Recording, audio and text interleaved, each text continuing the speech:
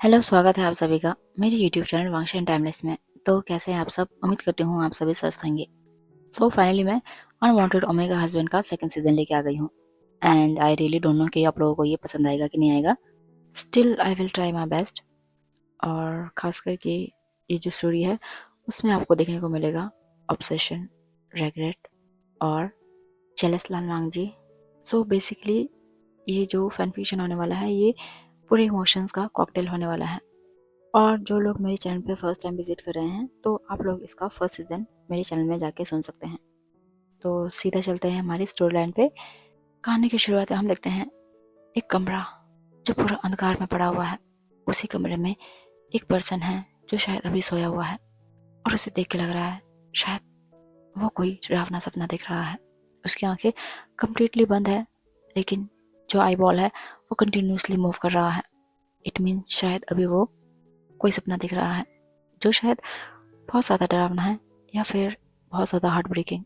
उसका पूरा फेस पसीने से भर चुका है और तभी वो इंसान कहता है, नहीं भी नहीं, ऐसा मत करो, मुझे माफ़ कर दो, मुझे माफ़ करो, प्लीज़ मेरी लाइफ में वापस आ जाओ, मुझे माफ़ कर दो, मुझे माफ़ कर दो, मुझे माफ़ कर दो, नहीं भी।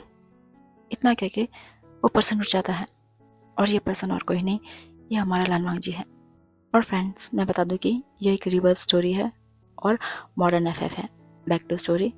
लाल वांगजी जिसकी उम्र 26 साल है वो इस समय चाइना का नंबर 1 बिजनेसमैन है।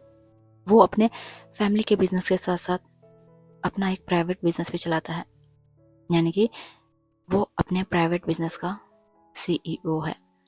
वो बहुत ही रूड है। रूड इन द सेंस वो लोगों से ज़्यादा बातें नहीं करता। पता नहीं जब से लाल वांगजी 20 साल का हुआ है तब से उसे हर रात एक ही सपना आता है और वो उस सपने में देखता है कि वो हिस्टोरिकल एरा के कपड़े में है और वह किसी से माफ़ी मांग रहा है। लनवांग जी को अभी तक समझ नहीं आया कि ये सपना उसे हर रात क्यों आता है और क्यों उसे इतना ज़्यादा पेन होता है। ऐसा लगता माना जैसे कि लनवांग जी उस सपने में जी रहा है। लनवांग जी ने पता करने की बहुत कोशिश की लेकिन फिलहाल अभी तक लनवांग जी को पता नहीं है कि ये सपना उसे हर रात क्यों आता है। अपार्ट फ्रॉम दिस लनवांग जी इस मॉडर्न एरा में अपने पेरेंट्स यानी कि लैन चेंगे लैनी उनके साथ रहता है और उसी के साथ है लनवांग जी का बड़ा ब्रदर यानी कि लैन सेजन और उनका अंकल लैन केरन। ये सभी लैन मैंशन में रहते हैं लेकिन इसके अलावा लनवांग जी का अपना अलग अपार्टमेंट भी है जो कि बहुत ही लग्जूरियस है।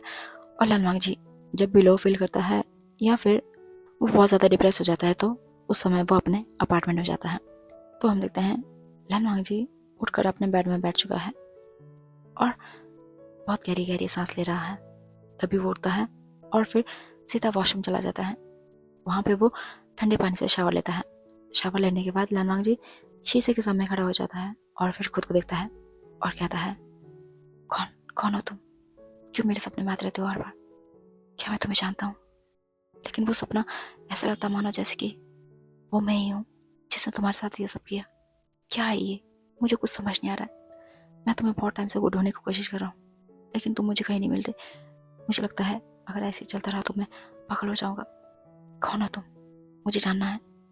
ऐसा कह के लनवांग जी अपनी आंखें बंद करता है और फिर थोड़ी देर वहाँ पे बैठे रहने के बाद लनवांग जी वॉशरूम से बाहर आता है और फिर जाकर सोफे में बैठ जाता है और फिर ऑफिस का काम करने लगता है। लगभग 1 घंटे के बाद लनवांग जी उठता है और फिर तैयार होकर अपने ऑफिस चला जाता है। लनवांग जी मोस्टली ब्रेकफास्ट भी अपने ऑफिस में ही करता है। लगभग 10 बजे के आसपास में लनवांग जी अपने ऑफिस में होता है। इस समय उसने अपना ब्रेकफास्ट कर लिया है। फिर वह बेल बजाता है। तब लनवांग जी का असिस्टेंट सोंगलान अंदर आता है और कहता है, यस सर। लनवांग जी कहता है, जैसा मैंने तुम्हें बताया था, क्या तुम्हें कोई ऐसा आदमी मिला? सोंगलान लनवांग जी को देखता है और कहता है, नहीं सर, अभी तक तो ऐसा कुछ पता नहीं चला। लनवांग जी सर नोट करता है और कहता है, ठीक है, तुम जा सकते हो। उसके बाद सोंगलान वहाँ से बाहर आ जाता है। अभी लनवांग जी वो सोच ही रहा था तभी लनवांग जी को कॉल आता है। लनवांग जी कॉल रिसीव करता है और कहता है, जी शिफू बताइए। तब लैनकरण कहता है, वांग जी तुम जानते हो ना अब से 1 हफ्ते बाद शुएंग की एंगेजमेंट है तो हमें वहाँ पे जाना है। लनवांग जी अपने अंकल से कहता है, शिफू पहली बात तो वो मेरा कोई दोस्त नहीं है और दूसरी बात ना ही मेरा कोई एम्प्लॉय। अगर आपको जाना होगा तो आप लोग जा सकते हैं, मुझे कोई इंटरेस्ट नहीं है। तब लैनकरण कहता है, वांग जी तुम जानते हो ना शुएंग तुम्हें बहुत अच्छा मानता है और हमारे ऑफिस से पहले तुम्हारे ऑफिस में काम करता था, तो तुम ऐसा कैसे कर सकते हो? मुझे कुछ नहीं पता, 1 हफ्ते बाद तुम्हें भी हमारे साथ एंगेजमेंट में जाना है। लैन वांग जी कहता है, शिफू मैं नहीं जा सकता। लैन किरण कहता है, वांग जी मुझे कुछ नहीं पता। इतना कह के लैन किरण कॉल कट कर देते हैं। कॉल कट होने पे लैन वांग जी अपना फ़ोन साइड में पटक देता है और फिर आंखें बंद करके बैठ जाता है। सीन शिफ्ट करके हमें दिखाया जाता है यिलिंग का। यिलिंग में हम देखते हैं कि हमारा सेकंड मेन लीड यानी कि विंग अपने पेरेंट्स वे चांग से और कांग से सरन के साथ बैठा हुआ है। तभी विंग कहता है, मदर फादर क्या आप लोग नहीं चलेंगे मेरे साथ बीजिंग में? तब कांग से सरन कहती है, विंग तुम जानते हो ना हमें यहाँ पे बहुत ज़्यादा काम है और वैसे भी इस समय हम बहुत ज़्यादा बिजी हैं। ऐसा करो तुम जाकर वहाँ पे अपने कैफ़े को देखो, तब तक हम यहाँ पे जो काम है उसे करते हैं और हाँ 5 दिन बाद वापस आ जाना, तुम जानते हो ना? तो विंग कहता है, हाँ मदर मैं जानता हूँ, लेकिन आपको क्या लगता है जो मैं कर रहा हूँ वो ठीक है? तब वी चांग से कहते हैं, विंग तुम जानते हो ना कि जो भी हम कर रहे हैं वो बिल्कुल सही है। और वैसे भी इतना कह के वी चांग से चुप हो जाता है। तब विंग कहता है, हाँ ठीक है मैं चलता हूँ। इतना कह के विंग उठता है, अपने मदर फादर को हक करता है और फिर यिलिंग से निकल जाता है सीधा शहर की तरफ, यानी कि बीजिंग के लिए। और बीजिंग यहाँ से लगभग 6 घंटे की दूरी पे है। विंग अपने घर से बस में निकल चुका है। लगभग 6 घंटे बाद हम देखते हैं कि विंग शहर में पहुंच चुका है। वो बहुत ज़्यादा एक्साइटेड है क्योंकि विंग का ये सेकंड टाइम है बीजिंग आने का। बस से उतरने के बाद विंग सीधा चला जाता है एक कैफ़े के सामने, जो कैफ़े शायद बंद है।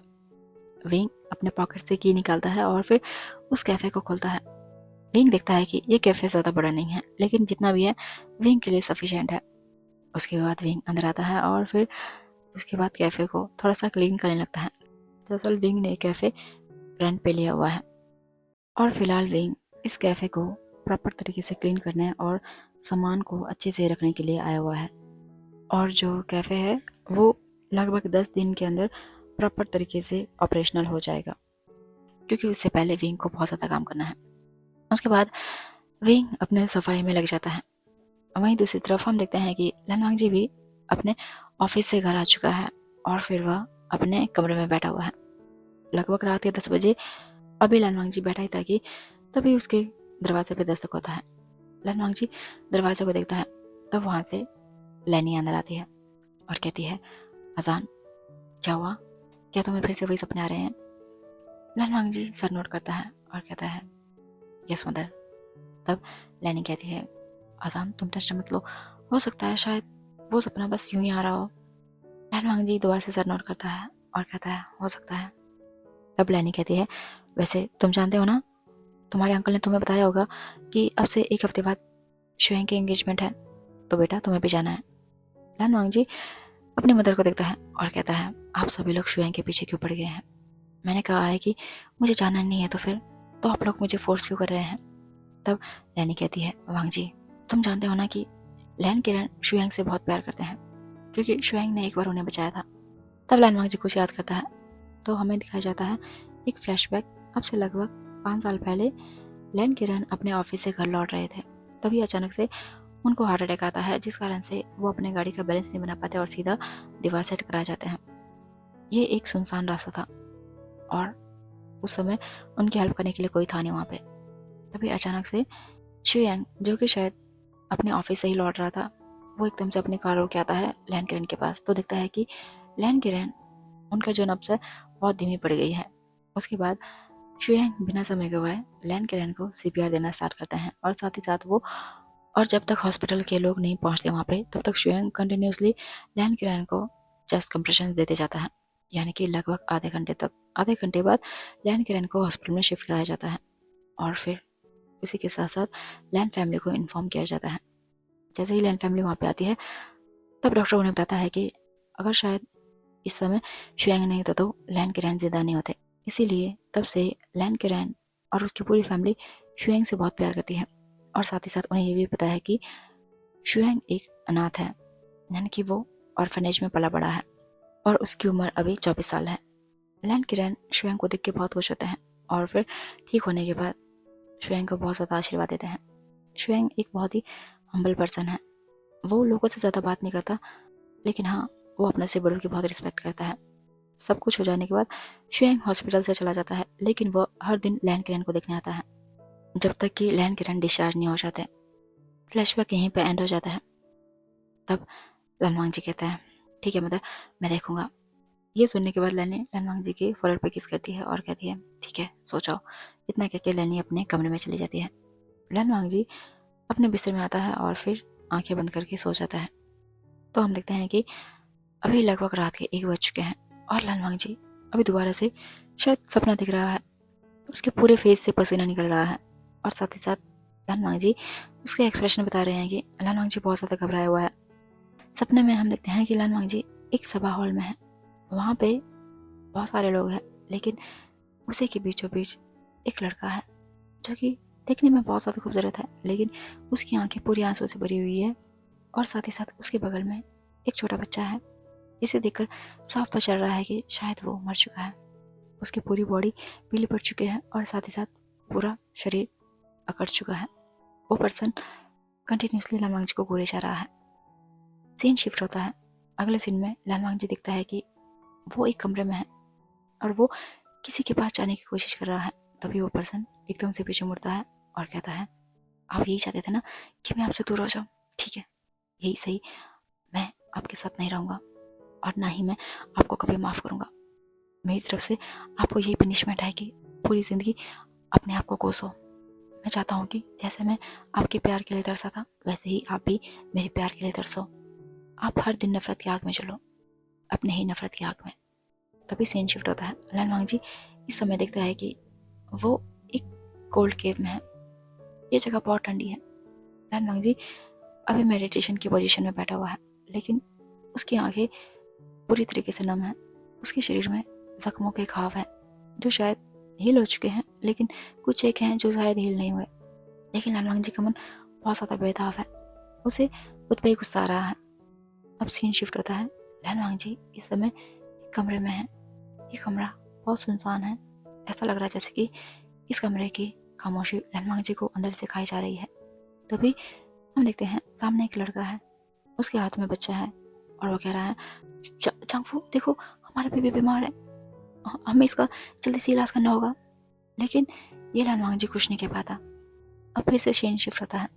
इसमें दिखाया जाता है कि लनवांग जी और विंग शायद किसी इन में है और लनवांग जी विंग के साथ जबरदस्ती कर रहा है और विंग की आंखों से कंटिन्यू आंसू बह रहे हैं। तभी अचानक से लनवांग जी अपनी आंख खोलता है और कहता है, विंग, और उठकर अपने बेड में बैठ जाता है। इस समय लनवांग जी की आंखें आंसुओं से पूरी तरीके से भीग चुकी है, क्योंकि शायद उसे अपने पिछले जन्म का सब कुछ याद आ चुका है। किस तरह से उसने विंग को परेशान किया, विंग की बातों पर विश्वास नहीं किया, साथ ही साथ एक बदले की आग में विंग को किस तरह से उसने अपने प्यार से वंचित रखा। ये सब याद आते ही लनवांग जी उसका दिल एकदम से दुखने लगता है और वो रोता है और कहता है, विंग तुम कहाँ पे हो? मुझे माफ़ कर दो।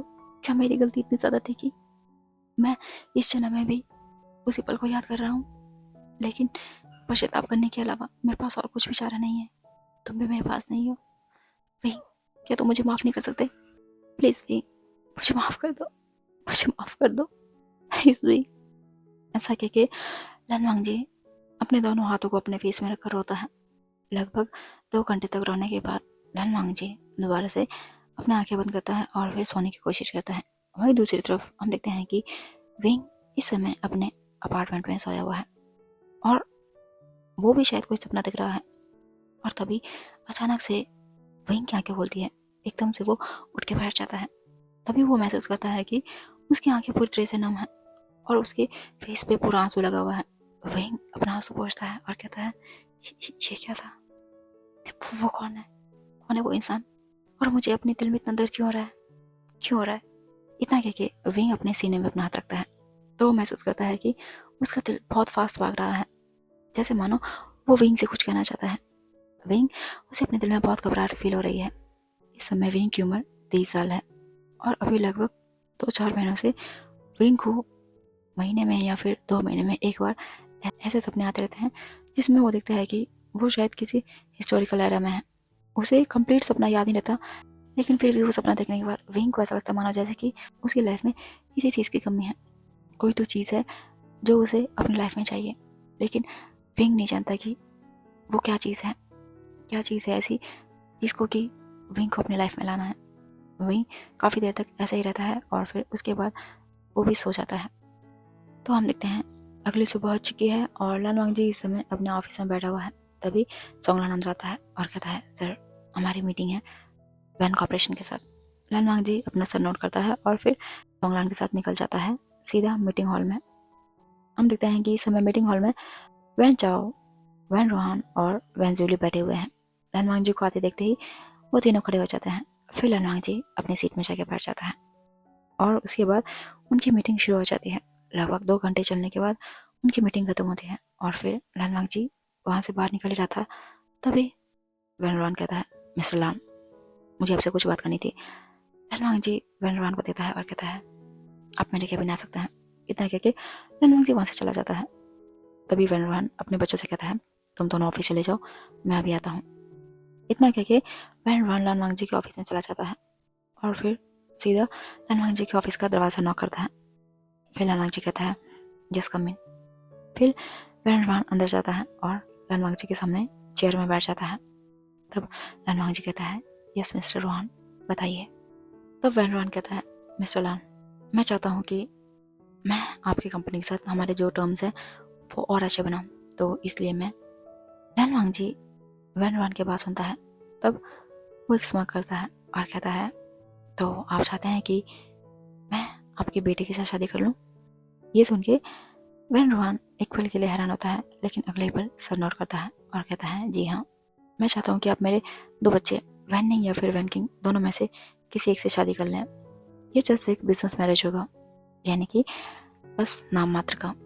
अगर आप चाहे तो उन्हें रख सकते हैं या फिर अगर आपकी इच्छा ना हो तो हम बस लीगल तौर पे शादी करेंगे और शादी हो जाने के बाद अब अपने रास्ते और हमारे बच्चे अपने रास्ते। लानवांग जी वैन रोहान को देखता है और कहता है, मिस्टर वैन माफ़ करना, लेकिन मुझे बिजनेस मैरिज में कोई इंटरेस्ट नहीं है। अगर आप चाहें तो मेरे गगा लैंसी चैन उनसे इस बारे में बात कर सकते हैं। वैन रोहान लानवांग जी को देखता है और कहता है, मिस्टर लान मैं समझ गया, लेकिन इतना कह के वैन रोहान चुप हो जाता है। तब लानवांग जी कहता है, मिस्टर वैन अगर आपकी यही इच्छा है तो सॉरी। इतना कह के लानवांग जी चुप हो जाता है।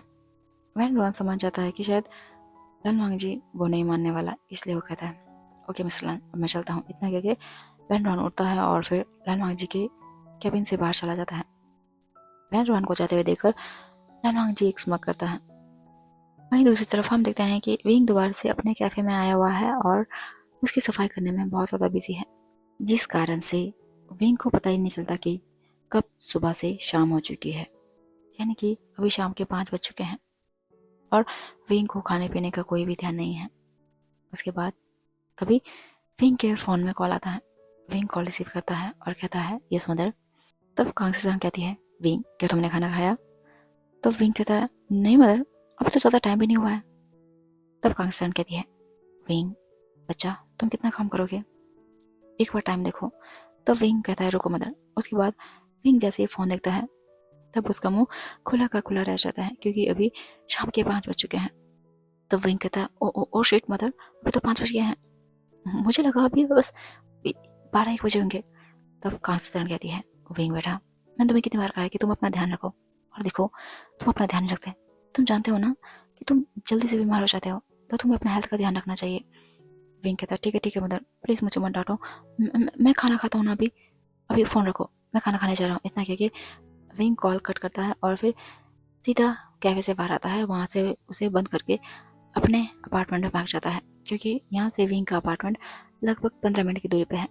हम देखते हैं इस समय विंग अपने अपार्टमेंट में पहुँच चुका है और फिर सीधा किचन में जाता है। वहाँ पे वो अपने लिए सिंपल सा एक नूडल बनाता है और फिर उसको खाने बैठ जाता है और साथ ही साथ एक कॉफ़ी का मग लेता है। विंग नूडल खाया जा रहा है और साथ ही साथ बीच में कॉफ़ी का सिप ले रहा है, लेकिन तभी अचानक से उसे याद आता है वही रात का सपना। वो एकदम से किसी चीज़ में खो जाता है और उसे पता ही नहीं चलता कब उस सपने के बारे में सोचते सोचते विंग की आंखों से आंसू गिरते हैं। विंग को जब अपने बेस में गिला गिला महसूस होता है, उसके बाद विंग अपना हाथ रखता है अपने फेस में, तो उसे पता चलता है कि उसकी आंखों से आंसू बह रहे हैं। विंग एकदम से हैरान हो जाता है।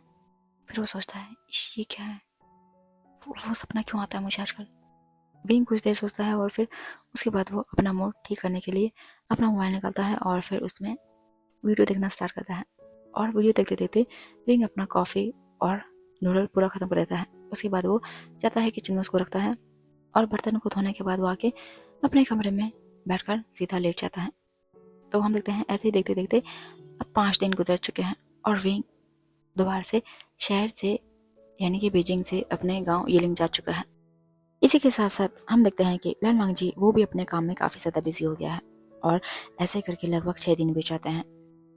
तभी हम देखते हैं अभी रात के 8 बजे हैं और लान वांगजी अपने कमरे में बैठा हुआ है। तभी लैन किरण लान वांगजी के कमरे में आते हैं और कहते हैं वांगजी कल तुम्हें हमारे साथ यिलिंग जाना है।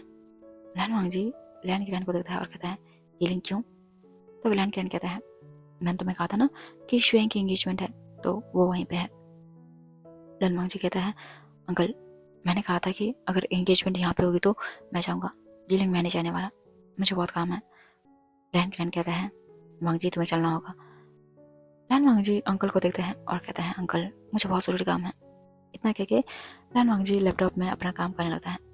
लैन किरण लैन वांगजी कमरे से बाहर निकलते हैं और फिर एक बार लैन वांगजी को देखते हैं और फिर मन में कहते हैं वांगजी तुम्हें यहाँ नहीं होगा, तुम्हारा वहाँ पे होना बहुत ज़रूरी है।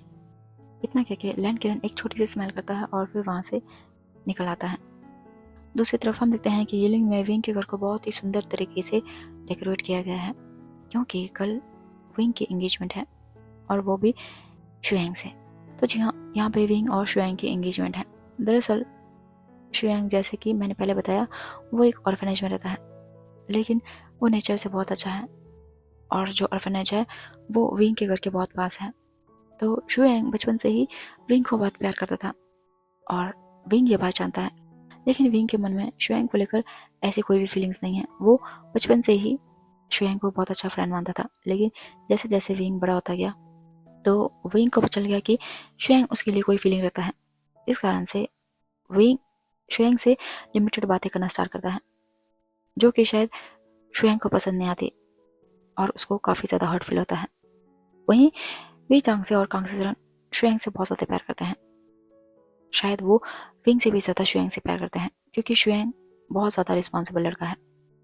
इसीलिए एक दिन वी चांग से और कांग से डिसाइड करते हैं कि वो विंग की शादी शुएंग से करा देंगे क्योंकि उन दोनों को यकीन है कि उन दोनों के अलावा विंग का यदि कोई अच्छे से ख्याल रख सकता है तो वो और कोई नहीं शुएंग है। इसीलिए वो दोनों विंग से कहते हैं। विंग पहले बहुत मना करता है। वो कहता है नहीं मदर फादर वो मेरा दोस्त है, मैं उससे कैसे शादी कर सकता हूँ, और वैसे भी आप लोग तो जानते हो ना कि सोसाइटी में लोग क्या कहेंगे जब एक मैन दूसरे मैन से शादी करेगा या फिर इंगेजमेंट करेगा। तब वी चांग से विंग के पास आता है और कहता है बाबू प्यार के लिए जेंडर नहीं देखा जाता और हम जानते हैं कि शुएंग तुमसे बहुत प्यार करता है, तो प्लीज़ हमारी बात मानो और उससे इंगेजमेंट कर लो। हम जानते हैं कि वो तुम्हें बहुत खुश रखेगा, प्लीज़ बाबू। फिर कांग से भी विंग के पास आती है और कहती है प्लीज़। फिर विंग अपने मदर और फादर को देखता है। वो देख पाता है कि उसके मदर और फादर शुएंग से बहुत प्यार करते हैं और फिर इसी कारण से विंग भी इंगेजमेंट के लिए मान जाता है और कहता है ठीक है। उसके बाद वी चांग से कांग से और शुएंग इंगेजमेंट की तैयारी करने में लग जाते हैं। तो हम देखते हैं अब अगला दिन हो चुका है। इस समय विंग अपने कमरे में रेडी हो रहा है। उसने ब्लैक कलर का टक्सीडो पहना हुआ है और चेहरे में हल्का सा मेकअप किया हुआ है, जिस कारण से विंग बहुत ज़्यादा खूबसूरत लग रहा है। ऐसा लग रहा है मानो जैसे कि साक्षात कोई अप्सरा उतर आई है धरती पे। भले ही विंग एक मेल है, लेकिन विंग शायद देखने में लड़कियों से भी ज़्यादा खूबसूरत है और ऊपर से उसके लिप्स के नीचे छोटा सा मोल वो विंग की खूबसूरती को और भी ज़्यादा बढ़ा देता है, यानी कि एनहेंस कर देता है। तभी कांग से अंदर आती है और कहती है विंग बेटा क्या तुम खुश हो। मदर आप जानते हैं ना मैं बहुत खुश हूँ, और वैसे भी आपने और फादर ने जिसको भी मेरे लिए चूज़ किया होगा क्या वो कभी गलत हो सकता है। ऐसे कह के विंग स्माइल करता है। ये सुन के कांग से विंग को जोर से करती है और कहती है बेटा तुम हमेशा खुश रहना, ऐसे ही। इतना कहती है और फिर वो विंग से अलग होती है और कहती है चलो कुछ ही देर में गेस्ट आना स्टार्ट हो जाएंगे, मैं बाहर का काम देखती हूँ। इतना कहके वो वहाँ से बाहर चली जाती है। कहाँ से सड़न के जाते ही विंग अपने दिल पे हाथ रखता है, तो वो महसूस करता है कि उसका दिल दोबारा से वैसे ही धड़क रहा है जैसे कि हर सपने के बाद उसका दिल धड़कता है, जैसे मानो वो उससे कुछ कहना चाहता हो। विंग को पता नहीं एक अलग सा खालीपन महसूस हो रहा है अपने दिल में। ऐसा लग रहा है जैसे मानो कि आज जो भी वो करने जा रहा है वो सब गलत है, या फिर उसे किसी का इंतजार है। विंग खुद नहीं चाहता कि ये इसके साथ क्या हो रहा है।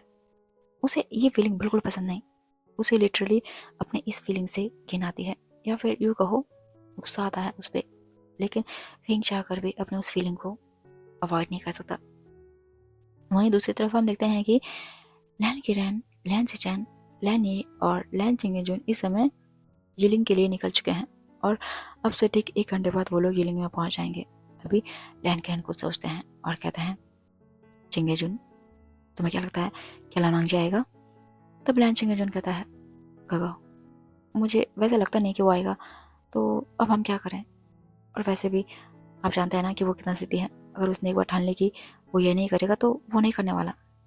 ये सुन के लैन किरण सर नोट करता है और कहता है इतना क्या लैन किरण चुप हो जाता है और फिर मन में कुछ सोचता है और एक स्माइल करता है। हम देखते हैं अब लैन किरण और लैन चिंगेजुन, लैनी, लैन सिचन सभी लोग विंग के घर में पहुंच चुके हैं। वहाँ पे वो देखता है कि शुयांग बहुत ज़्यादा खुश है और जैसे ही शुयांग उन्हें देखता है वो उन सभी को ग्रीट करता है और कहता है मुझे बहुत खुशी हो रही है कि आप लोग मेरे एंगेजमेंट में आए। इतना कहके शुयांग बहुत ज़्यादा इमोशनल हो जाता है।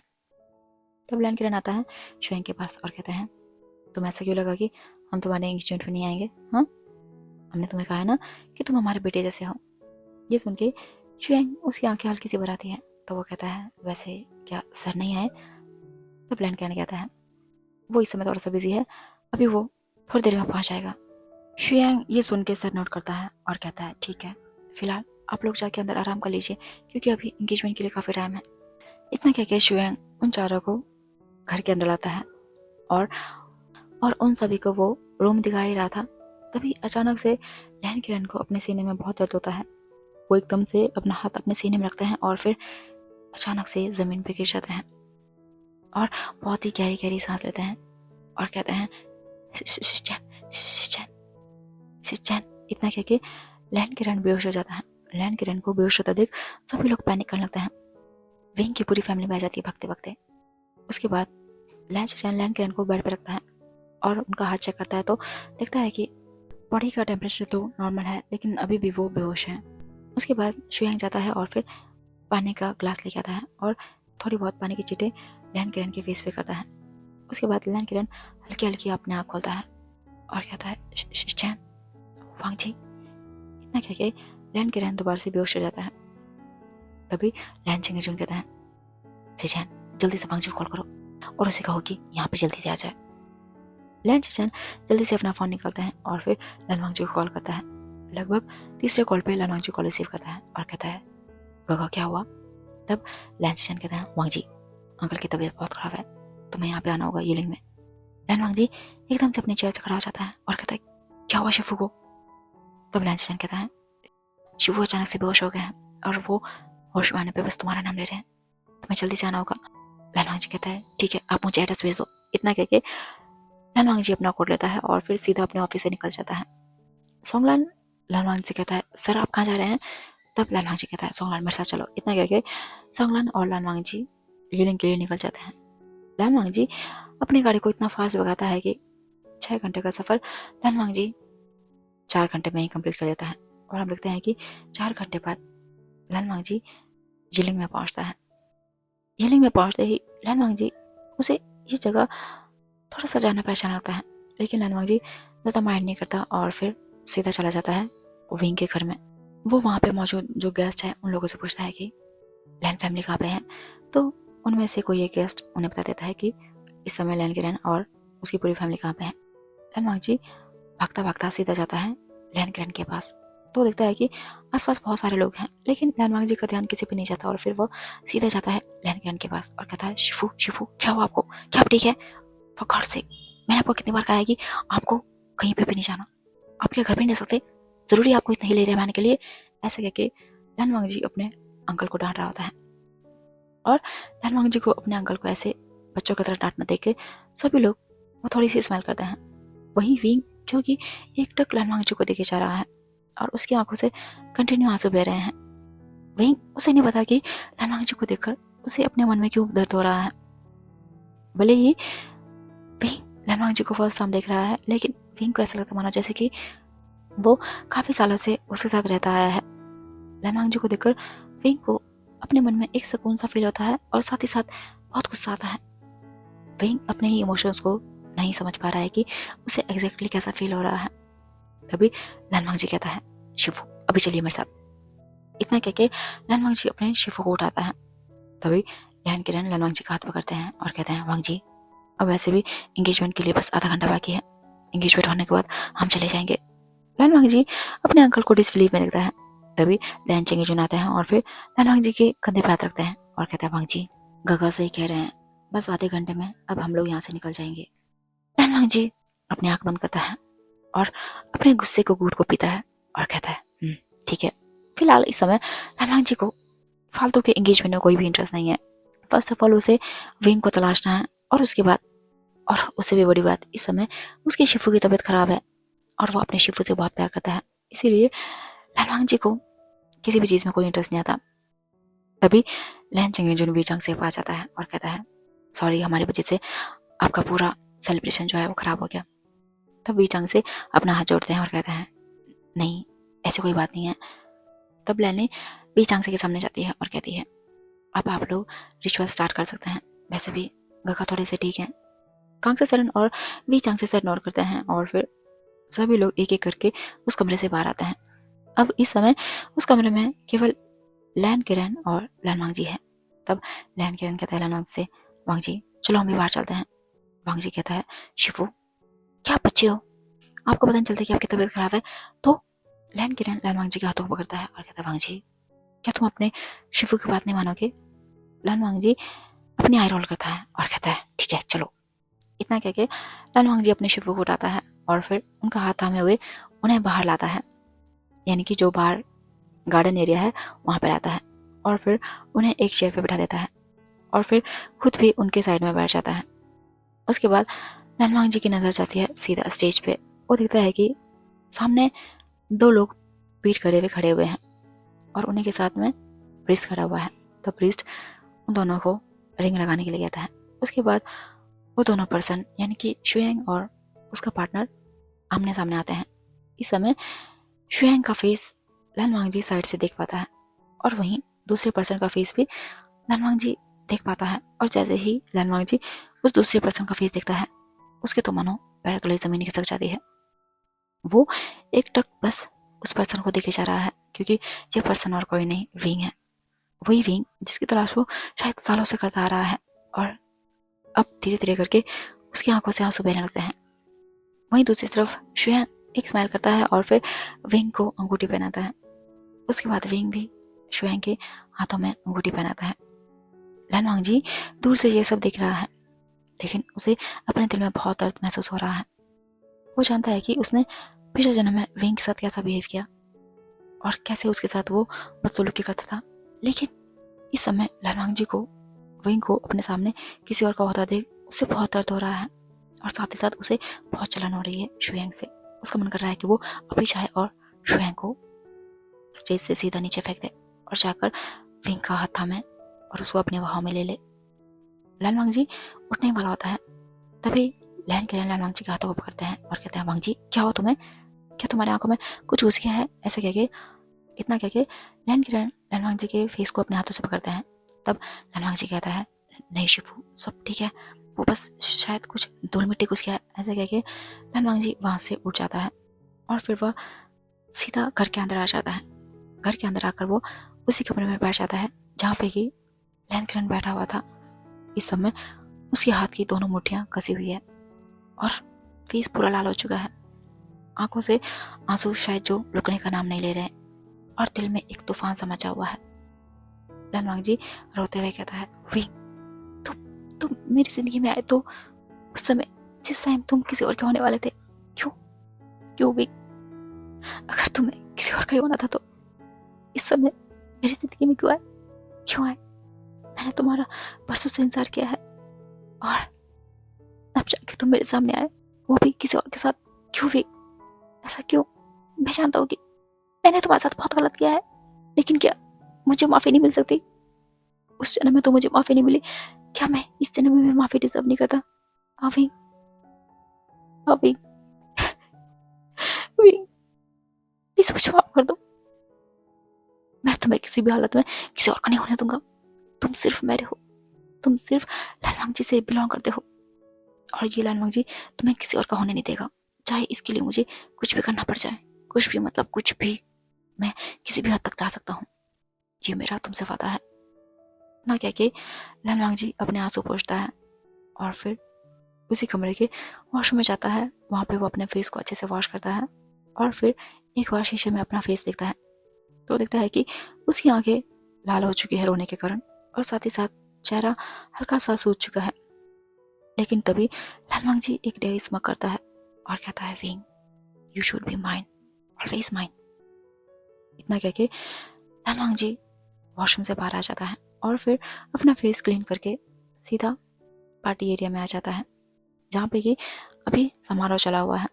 तो देखता है कि विंग और शुएंग अभी सभी जो एल्डर्स है उनका आशीर्वाद ले रहे हैं, जिनमें कि वी चांगसे, कांगसो सरन, लैनी, लैन चिंगेंजुन और लैन किरण।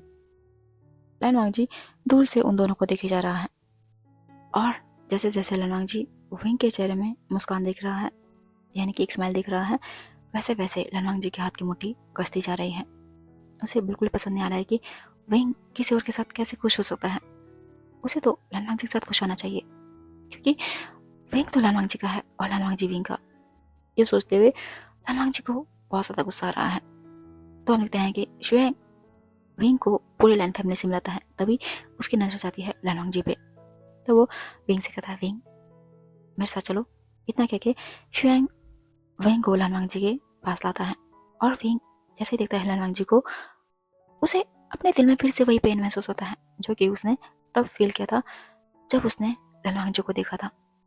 विंग का दिल बहुत रो रहा होता है। विंग को समझ नहीं आ रहा है कि उसे इस पर्सन को देख के ऐसा क्यों फील हो रहा है, लेकिन विंग अपने इमोशंस पे कंट्रोल करता है और फिर जैसे तैसे शुएंग के साथ लैन वांग जी के सामने आता है। उसके बाद शुएंग लैन वांग से कहता है, सर ये मेरा फियांसे है विंग। लैन वांग जी शुएंग को कहता है, कॉन्ग्रेचुलेशन शुएंग और मिस्टर विंग। विंग लैन वांग जी की आवाज सुन के एकदम से सहम जाता है। उसे ऐसा लगता है मानो जैसे कि ये आवाज उसने पहले भी कभी सुनी है। वो बस एक छोटी सी स्माइल करता है और कहता है, थैंक यू मिस्टर लान। लैन वांग जी देख पाता है कि विंग लैन वांग जी के सामने थोड़ा कंफर्टेबल फील नहीं कर रहा। ये देख के लैन वांग जी एक स्माइल करता है और कहता है, शुएंग क्या तुम मेरा ऑफिस ज्वाइन करोगे? शुएंग उसने ये बिल्कुल उम्मीद नहीं की थी कि लैन वांग जी उसको अपने ऑफिस में रखेगा, क्योंकि शायद लैन वांग जी वो था जिसने कि शुएंग को अपने ऑफिस से अपने अंकल के ऑफिस में ट्रांसफर किया था। खैर शुएंग ज्यादा नहीं सोचता और वो कहता है, सर ऑफ कोर्स मैं करूँगा, लेकिन पहले मुझे आपके अंकल से पूछना होगा। तब लैन वांग जी कहता है, शुएंग तुम अंकल की बात छोड़ दो, तुम बताओ तुमने मेरा ऑफिस ज्वाइन करना है कि नहीं करना है? अंकल को मैं संभालूंगा। तब शुएंग कहता है, सर अगर ऐसी बात है तो ओके, मुझे खुशी होगी दोबारा से आपके साथ काम करने में। विंग जैसे ही सुनता दोबारा वो शुएंग को देखता है। तब शुएंग कहता है, दरअसल विंग पहले मैं सर के ऑफिस में ही काम करता था, लेकिन किसी कारण से मुझे इनके मेन हेड ऑफिस में जाना पड़ा। ये सुन के विंग सर नोट करता है। फिर लैन वांग जी विंग को देखकर एक छोटी सी स्माइल करता है और फिर अपना हाथ आगे करता है। विंग उसे समझ नहीं आ रहा है कि वो क्या करे, क्या बोला लैन वांग जी के साथ हैंडशेक करे या फिर नहीं। तभी शुएंग विंग को देखता है। तब विंग अपना हाथ आगे करता है और फिर लैन वांग जी के साथ हैंडशेक करता है। लैन वांग जी विंग का हाथ यूं ही थामे रहता है। विंग बहुत ऑकवर्ड फील करता है। उसके बाद वो अपना हाथ जल्दी से लैन वांग जी के हाथ से छुड़ाता है और कहता है, एक्सक्यूज मी। इतना कह के विंग सीधा अंदर कमरे में चला जाता है। तब लैन वांग जी कहता है, शुएंग तो तुम कब से ऑफिस ज्वाइन करोगे? ऐसे तुम्हारी शादी का प्लान कब है? तब शुएंग कहता है, सर मैं 2 दिन बाद ऑफिस ज्वाइन कर लूँगा और रही बात शादी, वो अब से ठीक 1 महीने बाद है। लैनवांग जी गहरी सांस लेता है और कहता है, ठीक है, बहुत अच्छा लगेगा तुम्हारे साथ दोबारा काम करके। इतना कह के लैनवांग जी शुयांग को देखता है। शुयांग भी लैनवांग जी को देखकर स्माइल करता है। तभी शुयांग को बीजंग से बुलाते हैं और कहते हैं, शुयांग इधर आओ। तब शुयांग कहता है, एक्सक्यूज मी सर। इतना कह के शुयांग वहां से चला जाता है। वहीं दूसरी तरफ सोंगलान, जो कि लैनवांग जी से काफी दूरी पर खड़ा हुआ है, लेकिन वो एकटक अपने बॉस को देखे जा रहा है, क्योंकि वो लैनवांग जी के इस बिहेवियर को फर्स्ट टाइम देख रहा है। और साथ ही साथ उसके चेहरे में जो स्माइल है, उसको देखकर तो सोंगलान तो बेहोश होने ही वाला है। उसे समझ नहीं आ रहा है कि आज उसके बॉस को क्या हुआ है। और उसके चेहरे में एक स्माइल भी है और साथ ही साथ एक अलग सा इमोशन, जिसे शायद सोंगलान क्रैक नहीं कर पा रहा है। लेकिन सोंगलान के पास इतनी हिम्मत नहीं है कि वो जाके अपने बॉस से कन्फ्रंट करे, क्योंकि वो अपने जॉब से बहुत प्यार करता है। इसीलिए सोंगलान लैनवांग जी के काम में बिना इंटरफेयर करे अपने पार्टी को एंजॉय करने लगता है। वहीं लैनवांग जी, जो कि अंदर देख रहा होता है, वो देखता है सभी लोग आपस में बिजी है। उसके बाद लैनवांग जी सीधा अंदर आ जाता है और विंग को उस घर में तलाशता है। दरअसल ये जो घर है, उसकी जो बनावट है वो हिस्टोरिकल एरा टाइम की है और इसमें लगभग 5-6 कमरे हैं। लैनवांग जी एक एक कमरे में विंग को देखता हुआ जा रहा है। वहीं दूसरी तरफ विंग इस समय अपने कमरे में बैठा हुआ है। उसकी आंखों से कंटिन्यू आंसू बह रहे हैं, क्योंकि शायद जैसे ही लैनवांग जी ने विंग को छुआ, विंग को धीरे धीरे करके पास्ट लाइफ की जो मेमोरी थी वो सभी याद आ चुके हैं। यानी कि विंग को याद आ चुका है कि हिस्टोरिकल टाइम में लैनवांग जी ने विंग के साथ कैसा बिहेव किया था और कैसे लैनवांग जी विंग को इग्नोर करता था, उसके बेबी को इग्नोर करता था। इवन कि उसके बेबी को भी उसने अपना कहने से मना कर दिया था और कैसे उसकी बेबी की डेथ हो जाती है। ये सोचिए, विंग अपने कमरे में बहुत जोर जोर से रो रहा होता है। इस समय वो सब कुछ भूल चुका है। वो भूल चुका है कि उसके आसपास बहुत सारे लोग हैं, या फिर उसके घर के बाहर अभी एक सेलिब्रेशन चला हुआ है, या फिर आज उसकी एंगेजमेंट है। वो सब कुछ भुला के वो याद कर रहा है अपने बेबी को, जिसको याद करके विंग को अपने दिल में बहुत शार्प पेन महसूस हो रहा है और साथ ही साथ उसे लैनवांग जी के लिए गुस्सा आ रहा है। तभी विंग महसूस करता है कि उसके कमरे में कोई आया है। विंग एकदम से पीछे मुड़ता है तो देखता है ये और कोई नहीं, ये लैनवांग जी है। विंग एकदम से उठता है और फिर सीधा लैनवांग जी के पास जाता है, उसको जोर से थप्पड़ मारता है और कहता है, अब आप क्यों आए मेरी जिंदगी वापस? मेरी पूरी जिंदगी खराब करने के बाद आपको अभी भी चैन नहीं मिला? आप दोबारा से मेरी जिंदगी में आ गए, क्यों? मैं तो नहीं कहा था आपको मेरी जिंदगी वापस आने के लिए, फिर क्यों आए मेरी जिंदगी वापस? क्यों? मैं खुश था ना अपनी जिंदगी में, आज तक खुश था मैं, लेकिन दोबारा से आप आए और आपने मेरी सारे सुकून ताजा कर दिए। क्यों? क्यों? ऐसा कह के वहीं सीधा जमीन पे बैठ जाता है। लैनवांग जी, इस समय उसकी आंखों में भी आंसू हैं। वो भी नीचे बैठता है और फिर विंग को छूने वाला होता है। तभी विंग एकदम से लैनवांग जी को धक्का देता है, जिस कारण से लैनवांग जी बैलेंस नहीं बना पाता और सीधा जमीन पे गिर जाता है। तब विंग कहता है, खबरदार खबरदार, जो तुमने अपने गंदे हाथों से मुझे छुआ, मुझे घिन आती है अपने उस चॉइस पे जो मैंने पिछले जन्म में किया था। मुझे समझ नहीं आ रहा कि मैं तुम जैसे एक घमंडी प्रिंस के साथ कैसे प्यार कर सकता हूँ। मुझे घिन आती है अपने उसी सोच पे, और मुझे घिन आती है तुम जैसे सो कॉल्ड प्रिंस पे, जो अपने आप को एक प्रिंस कहता है लेकिन प्रिंस वाली कोई भी काबिलियत नहीं रखता। और याद रखना मिस्टर लैनवांग जी, अब ये वो एरा नहीं है जिस टाइम कि तुम मुझ पे डोमिनेट कर सको या फिर मुझे दबाने की कोशिश करो, और ना ही ये वो यंग उशन है जो कि तुमसे डर जाए या फिर बस रोता रह जाए। समझ के, मैं अलग इंसान हूँ। अगर इस बार तुमने मुझे या फिर मेरे फैमिली को जरा सी भी चोट पहुंचाने की कोशिश करे तो सोचना कि मैं तुम्हारा क्या हाल करूंगा। और रही बात माफी मांगने की, तो मुझसे माफी की उम्मीद रखना भी मत, क्योंकि मैंने ना तुम्हें पिछले जन्म में माफ किया था और ना ही इस जन्म माफ करूंगा। समझ गए तुम? ऐसा कह के विंग उठता है और फिर लैनवांग से कहता है, निकल जाओ मेरे घर से अभी के अभी, मैं तुम्हें बिल्कुल नहीं देख सकता, निकलो यहाँ से। ऐसा कह के विंग लैनवांग जी को उठाता है और फिर उसको सीधा अपने कमरे से बाहर फेंक देता है और कहता है, अपनी शक्ल पे मत दिखाना मुझे।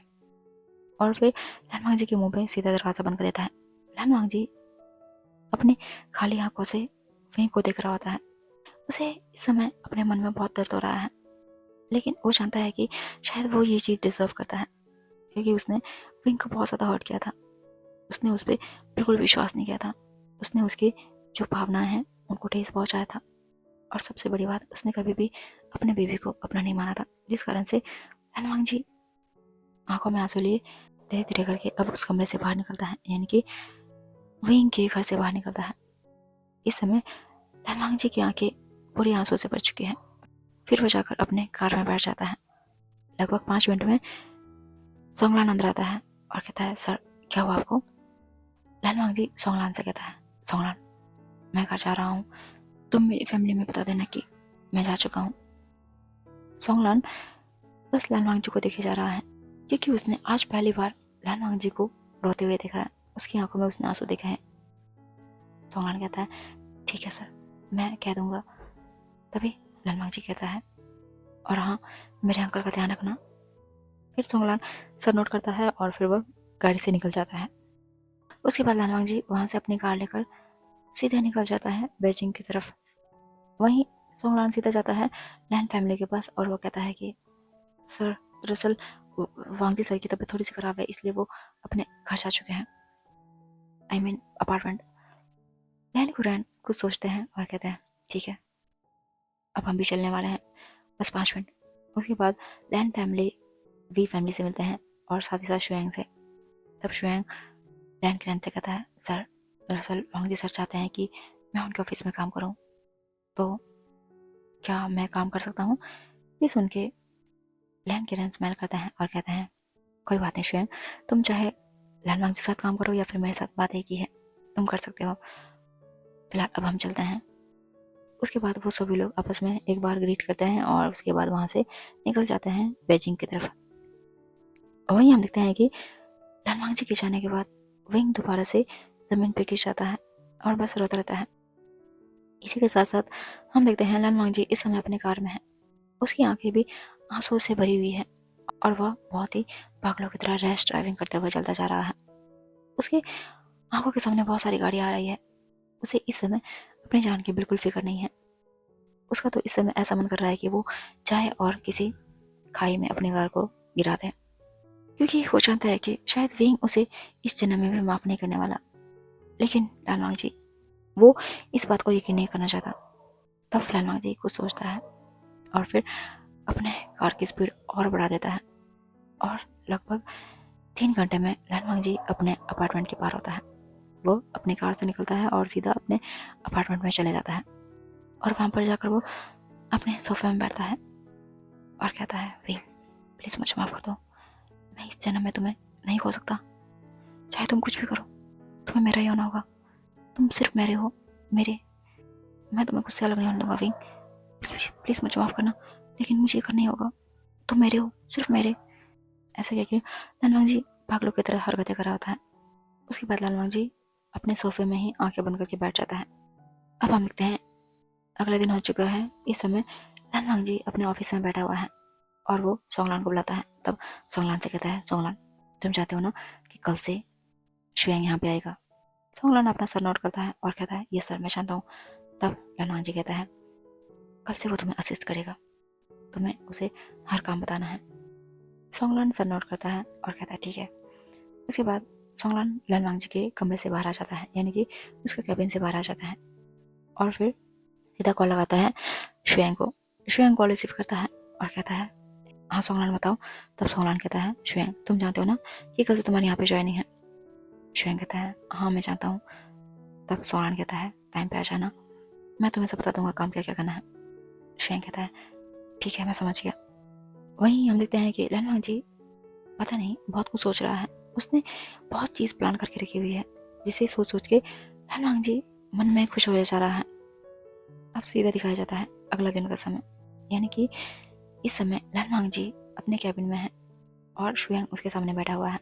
तब लैनवांग जी कहता है, शुएंग अब से तुम्हें सोंगलान को असिस्ट करना है, यानी कि सोंगलान तुम्हें बताएगा कि तुम्हें क्या क्या काम करना है।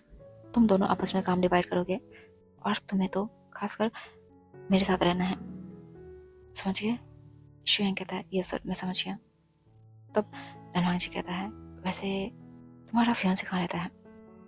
शुएंग लैनवांग जी को देखता है और कहता है, सर तब लनवांग जी कहता है बस यूं ही, ऐसे ही इन्फॉर्मेशन के लिए। तब शुएंग सर नोट करता है और कहता है सर दरअसल हमारे ऑफिस के नियर बाय एक कैफ़े है, अभी अभी उसी ने वो कैफ़े खोला है, तो शायद अब से 2-3 दिन बाद वो कैफ़े भी ऑपरेशनल हो जाएगा।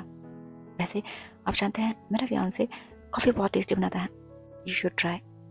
लनवांग जी सर नोट करता है और कहता है कोई बात नहीं, जैसे ही कैफ़े का इनॉग्रेशन होगा क्या तुम हमें नहीं बुलाओगे या फिर तुम्हारा फियांसे?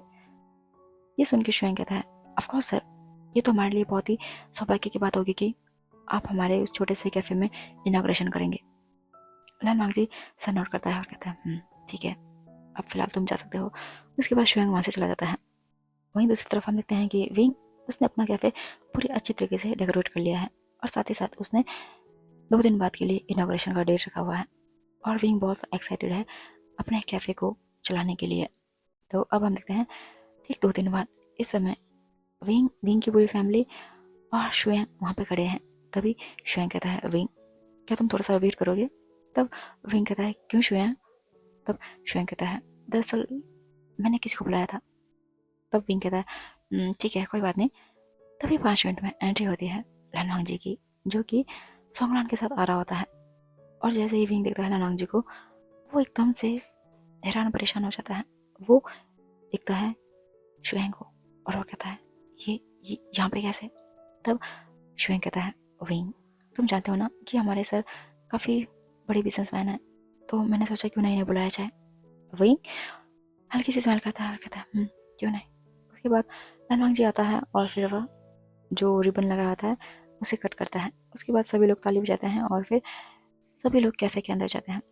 कैफ़े के अंदर जाने के बाद लनवांग जी वी चंग से और कांग सेरन से बातें करने बैठ जाता है। और तभी लनवांग जी विंग को देखता है और कहता है मिस्टर वे, मैंने सुना है कि आप बहुत अच्छा कॉफ़ी बनाते हैं, क्या आप मुझे नहीं बुलाएंगे? ऐसा कह के लनवांग जी विंग को देख रहा होता है। विंग, मुझे लनवांग जी को देख के बहुत गुस्सा आ रहा है। वो कहता है यस मिस्टर लॉन्ग, क्यों नहीं। इतना कह के विंग सीधा अंदर किचन एरिया में जाता है और कहता है बड़ा आया कॉफ़ी पीने वाला, इसके कॉफ़ी में मैं जहर मिला दूंगा, तब पता चलेगा इसको। ऐसा कह के विंग लनवांग जी को कर्ज कर रहा होता है। लगभग 15 मिनट में विंग लनवांग जी के लिए कॉफ़ी लेके आता है और फिर लनवांग जी के सामने रखता है और कहता है मिस्टर लॉन्ग आपका कॉफ़ी। इतना कह के विंग वहाँ से चला जाता है। लनवांग जी एक पल कॉफ़ी को देखता है और फिर अगले पल विंग को, और फिर एक स्माइल करता है। उसके बाद वो कॉफ़ी उठाता है और फिर एक सिप लेता है और कॉफ़ी का सिप लेते ही लनवांग जी को याद आता है विंग के द्वारा बनाया गया खाना, यानी कि जब विंग लनवांग जी के लिए खाना बनाया करता था और लनवांग जी कैसे उस खाने को खाया करता था, यानी कि बिना किसी एक्सप्रेशन के। ये सोच के लनवांग जी उसे खुद पे गुस्सा आता है, लेकिन फिर वो हल्की से स्माइल करता है और मन में कहता है thank you wing, thank you wing, लेकिन याद रखना तुम मेरे हो, हमेशा मेरे। इतना सोच के लनवांग जी दोबारा से कॉफ़ी पीने बैठ जाता है। लगभग आधे घंटे बाद लनवांग जी को कॉल आता है। लनवांग जी कॉल रिसीव करता है तो फ़ोन आया होता है रिसेप्शन से। रिसेप्शनिस्ट कहती है सर एक्चुअल में वैन कॉर्पोरेशन के सीईओ आए हुए हैं, वो आपसे कुछ बात करना चाहते हैं। लनवांग जी कहता है ठीक है, उन्हें मीटिंग हॉल में बिठाओ, मैं अभी आता हूँ। उसके बाद लनवांग जी कॉल कट करता है। कॉल कट करने के बाद लनवांग जी कॉफ़ी ख़त्म करता है और फिर उसके बाद वी चांग से और कांग सेरन से कहता है अंकल आंट अब मैं चलता हूँ। तब कांग सेरन कहती है मिस्टर लान। तब लनवांग जी कांग सेरन के पास आता है, उनके हाथों को पकड़ता है और कहता है मैंने आपको आंट कहा है तो आप मुझे वांग जी कह सकते हैं। ये सुन के कांग सेरन और वी चांग से बहुत खुश होता है। वहीं दूर से विंग लनवांग जी को देख रहा होता है। उसे बहुत गुस्सा आ रहा है कि लनवांग जी उसके पेरेंट्स से ऐसे हंस के क्यों बातें कर रहा है, और वहीं उसके पेरेंट्स भी लनवांग से हंस के क्यों बातें कर रहे हैं। तब लनवांग जी विंग को देखता है और कहता है मिस्टर वी, मैं जा रहा हूँ, कल मिलते हैं। इतना कह के लनवांग जी स्माइल करके वहाँ से निकल जाता है। विंग को ये देखिए और भी ज़्यादा गुस्सा आता है कि उसकी हिम्मत कैसे हुई मुझे सबके सामने मिस्टर वे कहने की। लेकिन खैर विंग बेचारा कुछ नहीं कह सकता।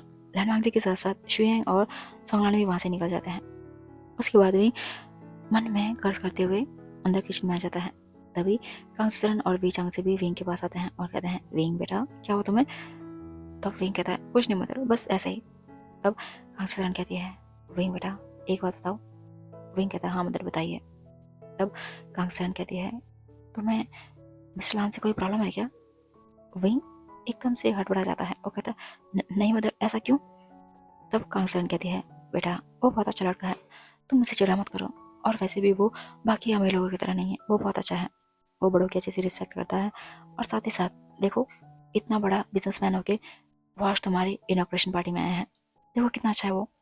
विंग कहता है मदर ये सब अमीरों के चौंचले होते हैं, आप ना इनकी बातें मत आया करो, और हाँ अभी आप दोनों जाओ, मुझे बहुत काम है। बीच से और कंसर्न विंग को देखते हैं और कहते हैं ठीक है अब हम चलते हैं। इतना कह के वो दोनों वहाँ से चले जाते हैं। उन दोनों के जाते ही विंग आता है और फिर बाहर आकर चेयर में बैठ जाता है और कहता है वांग जी अब तुम क्या करना चाहते हो, लेकिन तुम कुछ भी करो इस बार जैसा तुम चाहते हो वैसा नहीं होने वाला। ऐसा कह के विंग भी एक डेविल स्मेल करता है। तो अब हम देखते हैं लैन वांग जी अब हर दिन विंग के कैफे जाया करता है और वहाँ से एक कॉफ़ी और विंग की ढेर सारी गालियाँ खाकर लैन वांग जी वापस आ जाता है अपने ऑफिस में। ऐसे करते करते लगभग 2 हफ्ते बीत जाते हैं और फिर 2 हफ्ते बाद इस समय लैन कॉर्पोरेशन में पार्टी है। तभी लैन वांग जी शुएंग से कहता है शुएंग तुम चाहो तो तुम अपने फियांसे को भी ला सकते हो। शुएंग कहता है पक्का सर, क्योंकि जितना मुझे पता है ये जस्ट ऑफिस वालों की पार्टी है। तब लैन वांग जी कहता है नहीं ऐसा कुछ नहीं है, अगर आप चाहे तो अपने पार्टनर्स को ला सकते हैं, मेरे पास नहीं है, नहीं तो मैं भी ज़रूर लाता। ये सुन के शुएंग स्माइल करता है और कहता है ऑफ कोर्स सर ठीक है। तो अब हम देखते हैं अभी शाम के 6 बजे हैं और शुएंग ऑफिस खत्म करने के बाद सीधा जाता है विंग के कैफे में और कहता है विंग क्या तुम मेरे साथ मेरी पार्टी में चलोगे? विंग कहता है शुएंग मेरे पास बहुत काम है, मैं बिजी हूँ। शुएंग एकदम से सैड हो जाता है और कहता है ठीक है। विंग को अपने फ्रेंड को ऐसे देख के बिल्कुल अच्छा लगता और कहता है शुएंग प्लीज तुम ये इमोशनल ब्लैकमेल करना बंद करो मेरे साथ। तब शुएंग कहता है तो क्या तुम अपने दोस्त की बातें मानोगे विंग? तब विंग कहता है ठीक है कितने बजे आना है? शुएंग कहता है अब से ठीक 8 बजे मैं तुम्हें लेने आ जाऊंगा। विंग कहता है ठीक है जल्दी जाओ और यहाँ से हट जाओ मेरे सामने से। इतना कह के विंग शुएंग को वहाँ से भगा देता है। शुएंग अपने अपार्टमेंट में आता है और फिर वह तैयार हो जाता है। वहीं दूसरी तरफ लैन वांग जी इस समय अपने कमरे में है और उसने केवल टॉवल वियर किया हुआ है। उसका पूरा ब्रॉड चेस्ट इस समय शीशे में दिख रहा है और लैन वांग जी इस समय शीशे में देखकर एक डेविल स्मेल कर रहा है और कहता है विंग कुछ भी कर लो तुम्हें तो मेरा ही होना है। इतना कह के लैन वांग जी अपना शर्ट लगाता है और फिर लगभग 1 घंटे में लैन वांग जी पूरा फिट एंड फाइन तैयार हो जाता है। उसके बाद लैन वांग जी सीधे निकल जाता है पार्टी के लिए जो कि एक 5 स्टार होटल में हो रहा होता है। और जैसे ही लैन वांग जी की कार रुकती है 5 स्टार होटल के बाहर तो हम देखते हैं कि वहाँ पे बहुत सारे मीडिया वाले खड़े हुए हैं। उसके बाद लैन वांग जी सीधा अंदर चला जाता है। वहीं दूसरी तरफ हम देखते हैं कि शुएंग भी रेडी हो चुका है और फिर वह विंग के कैफे के बाहर आता है तो देखता है कि कैफे बंद है। ये देखकर शुएंग एकदम से उसका मुंह उतर जाता है। तभी पीछे से आवाज आती है शुएंग के बच्चे तुम इतना लेट क्यों हो गया? तब शुएंग देखता है विंग को जिसने कि व्हाइट कलर का 3 पीस सूट पहना हुआ है लेकिन वो बहुत ही ज्यादा खूबसूरत लग रहा है। तब शुएंग कहता है विंग तुम कहाँ चले गए थे? तब विंग कहता है तुमने क्या सोचा कि मैं उस 5 स्टार होटल में क्या अप्रैल पहन के जाऊंगा? हाँ। ये सुन के शुएंग स्माइल करता है और कहता है चलो अब। उसके बाद शुएंग और विंग निकल जाते हैं लैन के फंक्शन में। लगभग आधे घंटे में शुएंग और विंग अंदर होते हैं पार्टी हॉल में। विंग देखता है कि ये काफ़ी ज़्यादा शानदार पार्टी है और हर जगह बस नामी गामी बिजनेसमैन ही दिखाई दे रहे हैं। विंग उन सब के बीच में हल्का सा अनकम्फर्ट फील करता है। तभी विंग शुएंग से कहता है शुएंग मैं अभी आता हूँ, वैसे मुझे बता दो यहाँ पे वॉशरूम कहाँ पे है? तब शुएंग विंग को लाता है और फिर उसे इशारे से बताता है कि उस तरफ। विंग कहता है ठीक है थैंक यू। इतना कह के विंग वहाँ से सीधा वॉशरूम चला जाता है। विंग जैसे ही वॉशरूम पहुँचता है उसके बाद वो पहले तो फ्रेश होता है और फिर फ्रेश होने के बाद वो सीधा आता है अपना फेस वॉश करता है और शीशे में देख रहा होता है। उसके बाद विंग वहाँ से बाहर निकलने वाला होता है। तभी अचानक से कोई विंग के हाथों को पकड़ता है और फिर उसको एकदम से अपने पास खींचता है।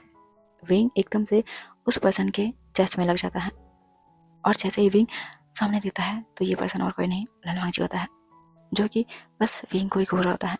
विंग एक पल के लिए लैन वांग जी की आंखों में खो जाता है क्योंकि विंग ने ये आंखें बहुत सालों बाद देखी है।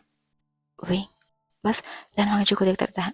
उसके बाद लैन वांग जी विंग के और फेस के करीब आता है और उसको किस करने वाला होता है। तभी विंग एकदम से लैन वांग जी को खुद से अलग करता है और कहता है लैन वांग जी तुम्हारी हिम्मत कैसी मेरा हाथ पकड़ने की, और खबरदार कभी भी दोबारा से ऐसी हरकत की तो मैं भूल जाऊंगा कि तुम मेरे फियांसे के बॉस हो।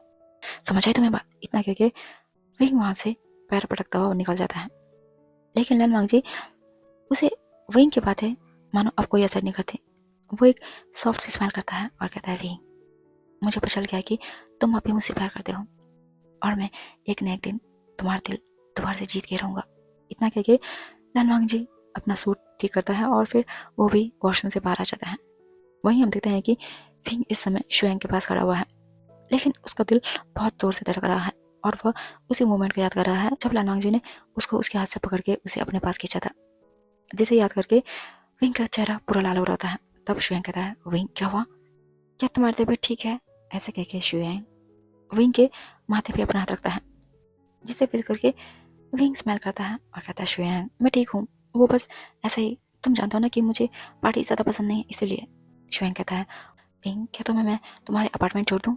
तो विंग कहता है, नहीं, तुम थोड़ी देर इंजॉय करो, मैं ठीक हूँ। इतना कह के विंग आगे देख रहा होता है। वहीं दूसरी तरफ हम देखते हैं कि लन वांगजी, जो कि बहुत ही गुस्से भरी नज़रों से विंग और शुएंग को देख रहा होता है, उसे बहुत गुस्सा आता है जब शुएंग ने विंग के फोrehead पे हाथ रखा। उसका मन कर रहा है कि वो अभी जाए और विंग को जोर से हक करे और शुएंग से कह दे कि विंग सिर्फ उसका है तो वो उससे दूर रहे। लेकिन खैर लन वांगजी कुछ नहीं कर सकता। लेकिन तभी अचानक से जोर से कांच के टूटने की आवाज़ आती है। यह आवाज़ सुन के सभी लोग एक पल के लिए लन वांगजी को देखते हैं, तो देखते हैं कि लन वांगजी ने अपने हाथों में जो कांच का ग्लास रखा था वो शायद इतनी जोर से कसा कि जिसके कारण कांच का ग्लास लन वांगजी के हाथों में टूट जाता है। लेकिन लन वांगजी जैसे मानो उसे इस बात का कोई भी एहसास नहीं है, या फिर यूँ कहो लन वांगजी को जैसे मानो कोई दर्द ही ना हो रहा हो। विंग जैसे ही देखता है उसे बहुत पेन होता है और उसी के साथ साथ सोंगलान और शियांग आते हैं वहाँ के लन वांगजी के पास। विंग भी उनके पीछे पीछे आता है। तब सोंगलान कहता है, सर सर क्या आप ठीक है? ये कैसे हुआ? ऐसा कह के वो लोग लन वांगजी के हाथ से कांच निकाल रहे होते हैं। लेकिन लन वांगजी एक टक बस विंग को घूरे जा रहा है।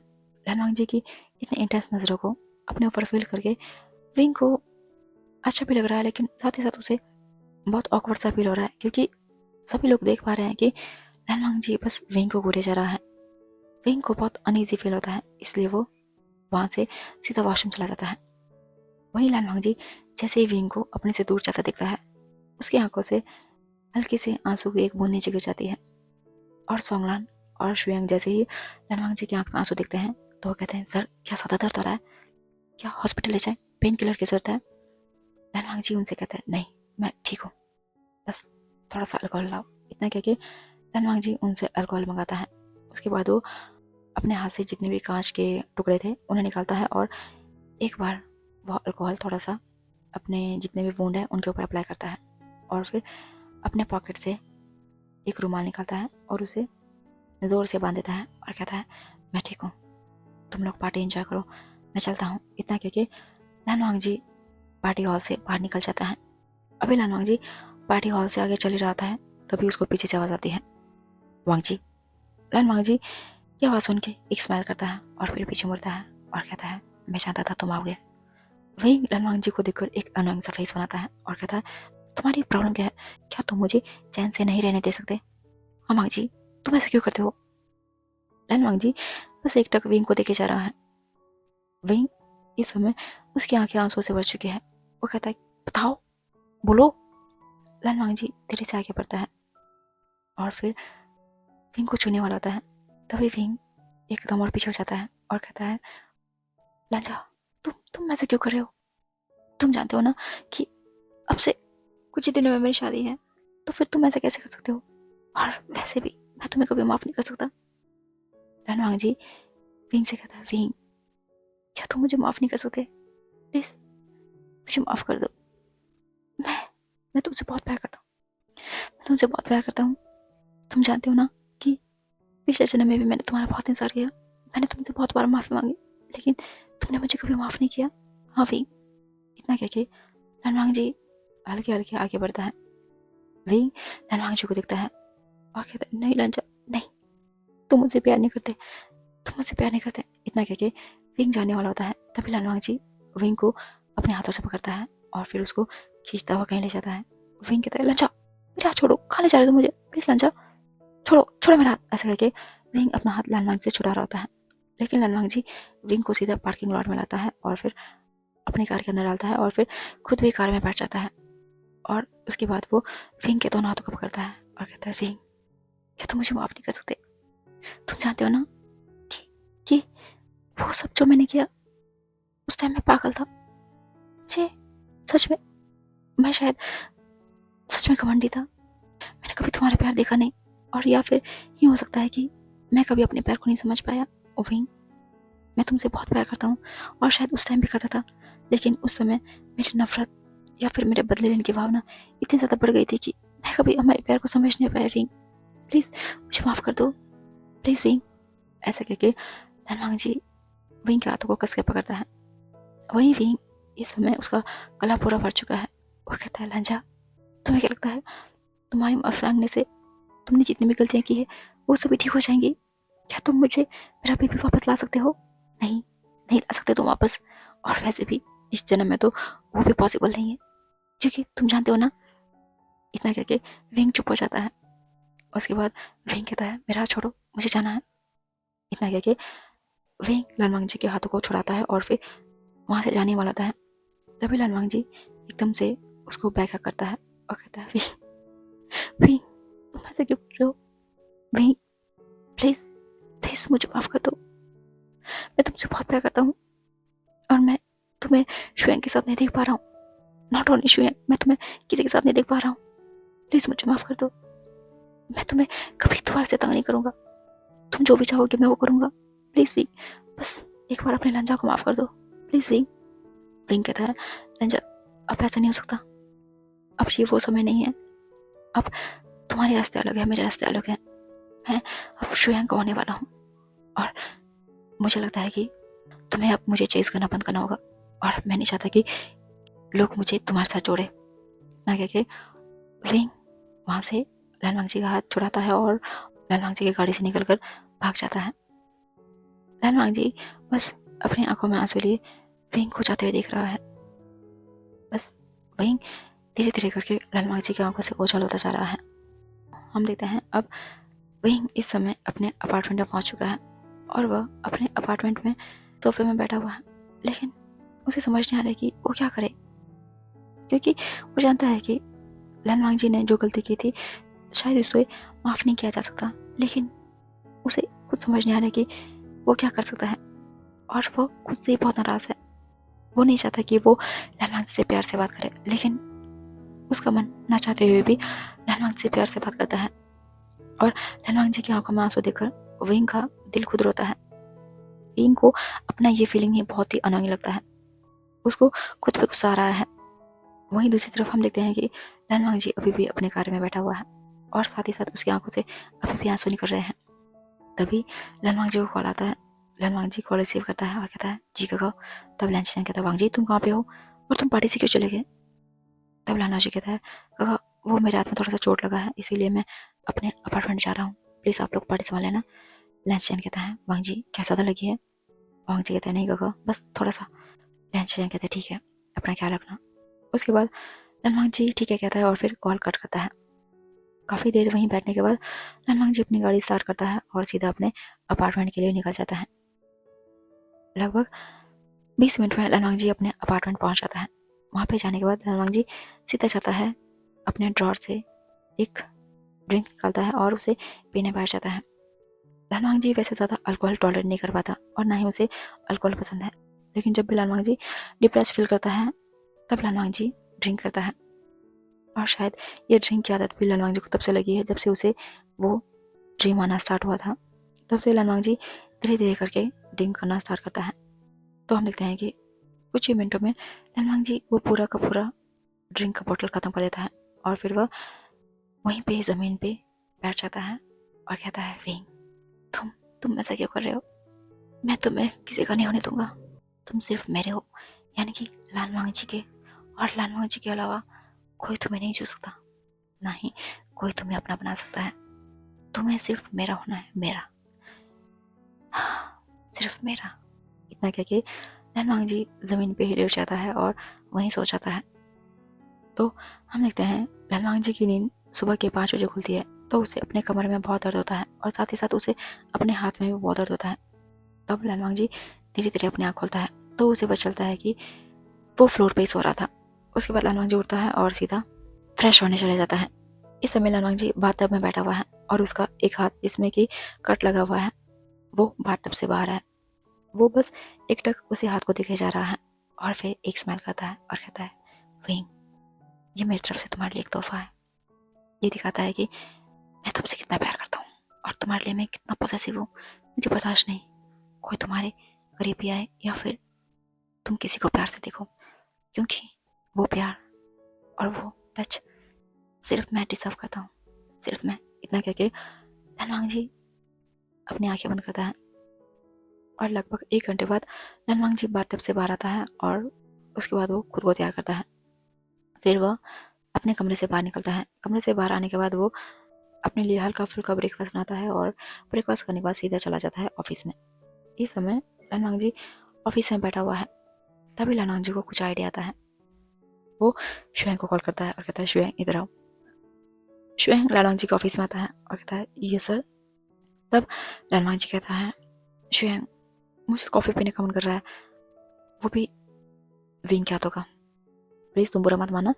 शुएंग स्माइल करता है और कहता है, नहीं सर, इसमें बुरा मानने वाली कौन सी बात है, मैं जानता हूँ कि विंग कॉफी वाकई में बहुत अच्छा बनाता है।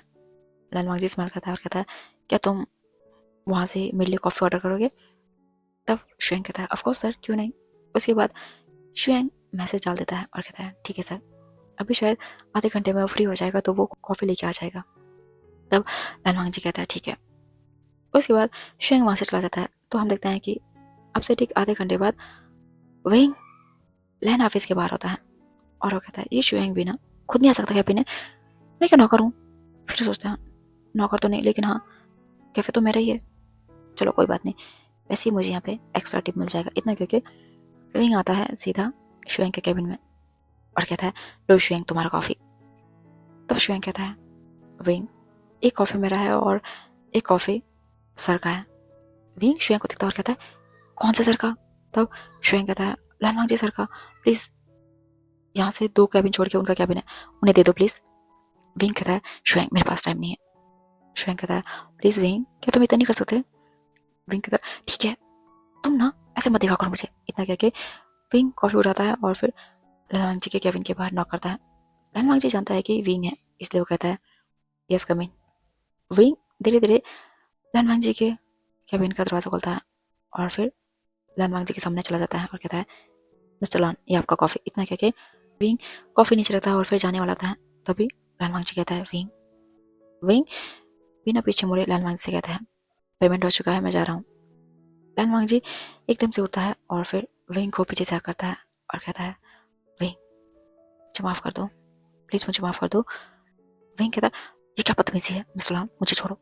इतना कह के विंग लालवांग जी को खुद से छुड़ा रहा होता है, लेकिन लालवांग जी वो विंग को बिल्कुल नहीं छोड़ता। तभी लालवांग जी को कुछ महसूस होता है। उसके बाद लालवांग जी विंग को उसके हाथ से खींचता हुआ अचानक से अपने कैबिन के थोड़े से कोने में जाता है और वहाँ पे एक सीक्रेट डोर होता है। लालवांग जी विंग को एकदम से अंदर खींच लेता है और फिर उसके मुंह पे अपना हाथ रखता है और कहता है, चुप हो जाओ। तो हम देखते हैं कि लालवांग जी ने जो सीक्रेट डोर खोला वो बाहर से देखने में एक मिरर लगता है, लेकिन अंदर का पर्सन बाहर कौन आया है या फिर क्या कर रहा है वो सब देख सकता है। तब वो देखते हैं कि शुएंग अंदर आता है और कहता है, सर, वांग जी सर। लेकिन लालवांग जी वहाँ पे नहीं आता। तो शुएंग कहता है, पता नहीं सर कहाँ चले गए, और खैर विंग भी यहाँ पे नहीं है। इतना कह के शुएंग वहाँ से बाहर चला जाता है। उसके बाद विंग लालवांग जी के हाथ में बाइट कर देता है। तब लालवांग जी कहता है, विंग क्या तुम? इतना कह के लालवांग जी चुप हो जाता है। तब विंग कहता है, तुम्हारी हिम्मत कैसी मुझे यहाँ पे लाने की, हाँ? इतना कह के विंग जाने वाला होता है। तभी लालवांग जी विंग का हाथ पकड़ता है, उसका हाथ पीछे करके उसे दीवार पे पिन करता है और कहता है, विंग तुम्हें क्या लगता है कि तुम मुझसे दूर पड़ सकते हो? तुम नहीं चाहते, लेकिन मैं तुमसे बहुत प्यार करता हूँ और मैं नहीं चाहता कि तुम किसी और से शादी करो, किसी से भी नहीं, यानी कि शुएंग से भी नहीं, तुम्हें मेरा ही होना होगा। इतना कह के लालवांग जी विंग के करीब आता है। विंग अपना हाथ लालवांग जी से छुड़ाता है और कहता है, रंजा तुम पीछे हो जाओ, और मैंने कितनी बार कहा है कि तुम्हें मेरी पर्सनल लाइफ से दूर रहना है, समझिए। इतना कह के विंग जाने वाला होता है। तभी लालवांग जी विंग के हाथ को कस के पकड़ता है और फिर दोबारा से उसको दीवार में पिन करता है और उसको हक करते हुए उसके कान में कहता है, विंग, अगर ऐसी बात है तो तुम भी सुन लो, तुम्हें सिर्फ लाल वांगजी का होना है, तो इसके लिए मैं कुछ भी कर सकता हूँ, कुछ भी मतलब कुछ भी, समझ गए तुम? इतना कह के लाल वांगजी विंग को छोड़ देता है और कहता है, चले जाओ, लेकिन याद रखना कि तुम जिस भी रास्ते से जाओगे वो रास्ता लाल वांगजी पे ही खत्म होगा। तुम कोई सा भी रास्ता चुन लो, लेकिन तुम्हारी मंजिल सिर्फ लाल वांगजी होगा, लाल वांगजी। इस बात को तुम गांठ बना के रख लो। इतना कह के लाल वांगजी उस सीक्रेट कमरे से बाहर आ जाता है और फिर उसके पीछे पीछे विंग भी उस कमरे से बाहर आ जाता है और फिर लाल वांगजी को बहुत ही गुस्सा भरा गेज देता है और वहां से यानी कि लाल वांगजी के कैबिन से बाहर निकल जाता है।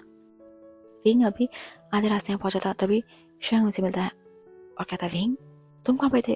तब विंग कहता है, श्वेंग वो मैं वॉशरूम गया था। क्यों? तब श्वेंग कहता है, नहीं बस ऐसे ही। क्या तुम जा रहे हो? तो विंग कहता है, हाँ वहाँ पे कस्टमर होंगे ना। तब श्वेंग कहता है, ओके ठीक है। उसके बाद विंग वहाँ से निकल जाता है और फिर कैफे में आने के बाद विंग सीधा जाता है किचन में और फिर वहाँ पे आते ही वो अपना हाथ सीधा दीवार पे मारता है। इस समय विंग के हाथों से खून निकल रहा है और वो कहता है, लंजा तुम्हारी प्रॉब्लम क्या है? तुमने पहले भी मुझे इतना परेशान किया, अब दोबारा से तुम ऐसे परेशान करे हो मुझे क्यों? क्या तुम मुझे कुछ नहीं देख सकते? मुझे तो लगता है तुम्हारा ये प्यार भी नाटक है। इतना कह के विंग वहाँ पे बैठ जाता है और किसी गहरी सोच में खो जाता है। उसकी गहरी सोच तब टूटती है जब कोई कस्टमर आकर वहाँ पे बेल करता है। विंग एकदम से उठता है और फिर उसे कहता है, यस सर। तब वो कस्टमर विंग से 2 कॉफ़ी ऑर्डर करता है। उसके बाद विंग अपना कॉफ़ी बनाने में लग जाता है। वहीं दूसरी तरफ लाल वांगजी इस समय वो बहुत गुस्से में है। उसे विंग पे तो गुस्सा आ रहा है, साथ ही साथ उसे अपने पे गुस्सा आ रहा है क्योंकि वो जानता है कि विंग का गुस्सा होना जायज़ है। यदि उस समय वो लाल वांगजी ऐसा कुछ नहीं करता तो शायद इस समय विंग उसके साथ होता, लेकिन उसे समझ नहीं आ रही कि वो विंग को अपने पास कैसे लाए। लाल वांगजी थोड़ी देर सोचता है, उसके बाद अपनी चेयर को पीछे करके ऐसे ही बैठ जाता है। तो अब हम देखते हैं ऐसे करके 25 दिन बीत जाते हैं और फिर अब से ठीक 5 दिन बाद विंग और श्वेंग की शादी है और फिलहाल आज श्वेंग की छुट्टी है। लाल वांगजी सोंगलान को बुलाता है और कहता है, श्वेंग कहाँ पे है?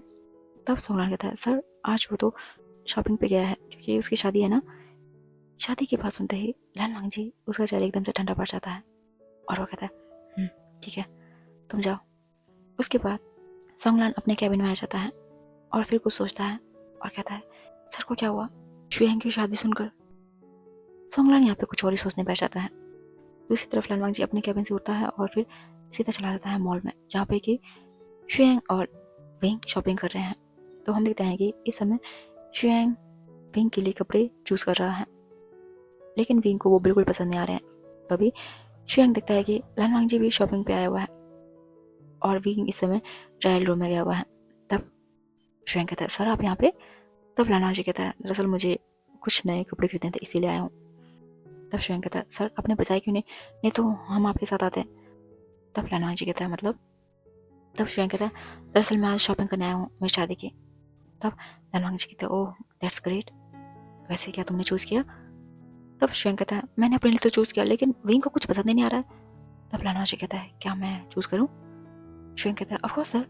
उसके बाद लाल वांगजी जाता है और फिर एक सिंपल सा एक सुंदर सा वाइट कलर का 3 पीस सूट निकलता है जिसमें कि ब्लैक कलर की एम्ब्रॉयडरी करी हुई है जो कि बहुत ही ज़्यादा खूबसूरत है। लाल वांगजी कहता है, इसे देखो। श्वेंग कहता है, वाह ये तो बहुत सुंदर है। लाल वांगजी कहता है, एक बार मिस्टर वी को ये ट्राई कराना, शायद उन्हें पसंद आएगा। श्वेंग कहता है, ऑफ कोर्स सर।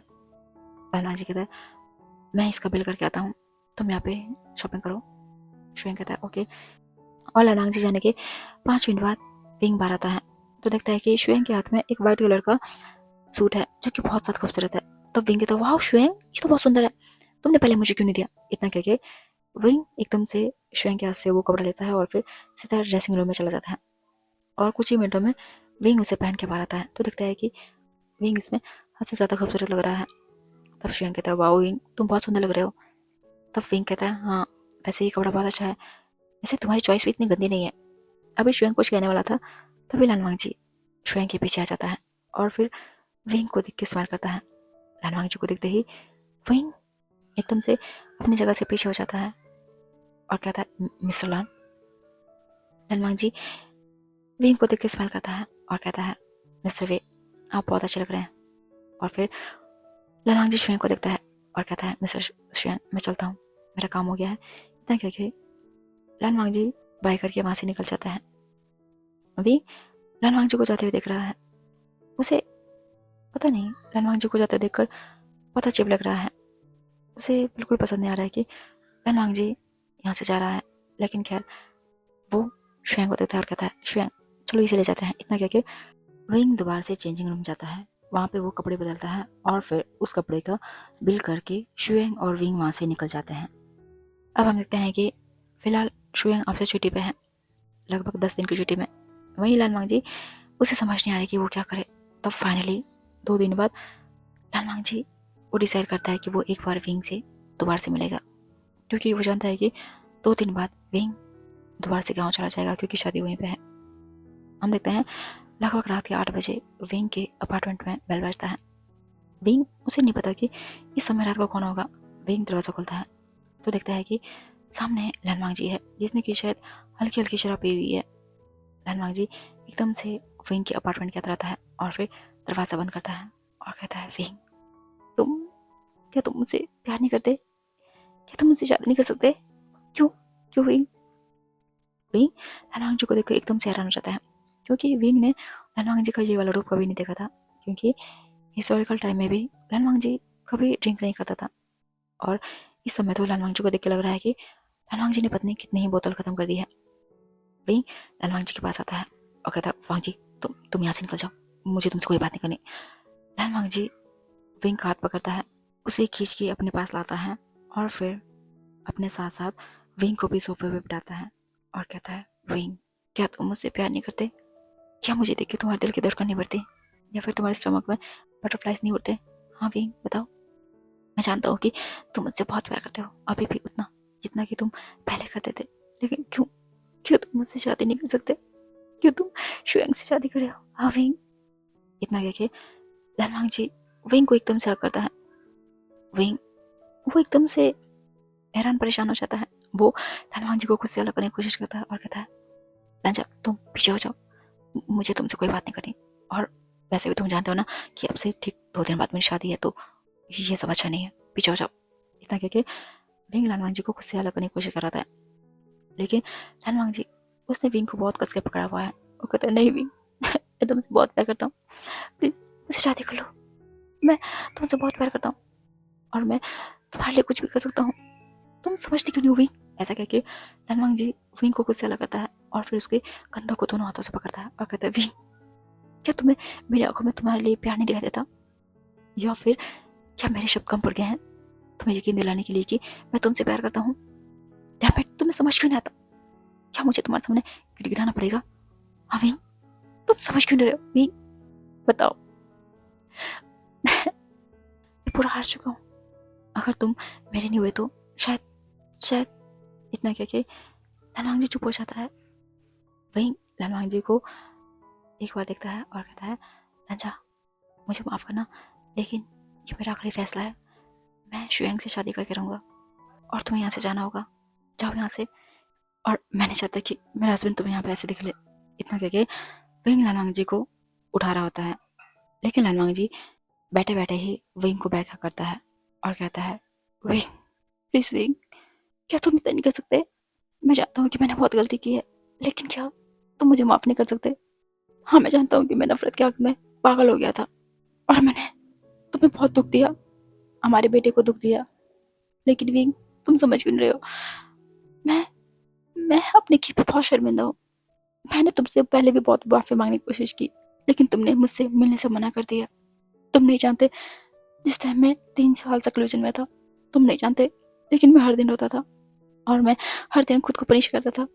प्लीज अब तो मुझे माफ कर दो, प्लीज विंग। ऐसा कह के लनवांग जी विंग को बैग कर ही रोते रहता है। विंग, उसका दिल लनवांग जी की बातों से और ज्यादा बढ़ जाता है। वो लनवांग जी के हाथों को पकड़ता है और फिर उससे कहता है, लंजा, इन बातों से कोई मतलब नहीं है, अब तुम्हें जाना ही होगा। प्लीज लंजा, चले जाओ यहाँ से।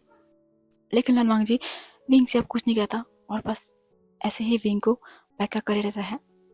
कुछ देर बाद विंग आगे मुड़ता है तब लानवांग जी विंग को उसके कमर से पकड़ता है और कहता है, विंग, क्या तुम मुझे एक मौका नहीं दोगे? क्या तुम अपने लहंजा को एक मौका नहीं दे सकते इस जन्म में? क्या मैं इतना भी डिजर्व नहीं करता विंग? क्या मैं इतना बुरा हूँ? जब भगवान मुझे एक मौका दे सकते हैं तो तुम क्यों नहीं विंग? बताओ, तुम क्यों नहीं कर सकते तुम ऐसा? क्या मेरे गुनाह के सामने मेरे प्यार कम पड़ रहा है विंग? बताओ विंग, अगर तुम मुझे नहीं मिले तो मैं बिल्कुल बिखर जाऊंगा। मुझे नहीं पता कि मैं क्या कर दूंगा। Wing, please wing, please. इतना कहने के बाद लानवांग जी बिल्कुल चुप हो जाता है। विंग, उसकी आंखों से कंटिन्यू आंसू बह रहे हैं। वो चाहता है कि वो लानवांग जी को माफ करे, लेकिन उसकी जो अंतरात्मा है वो विंग को ये चीज करने से मना कर रही है।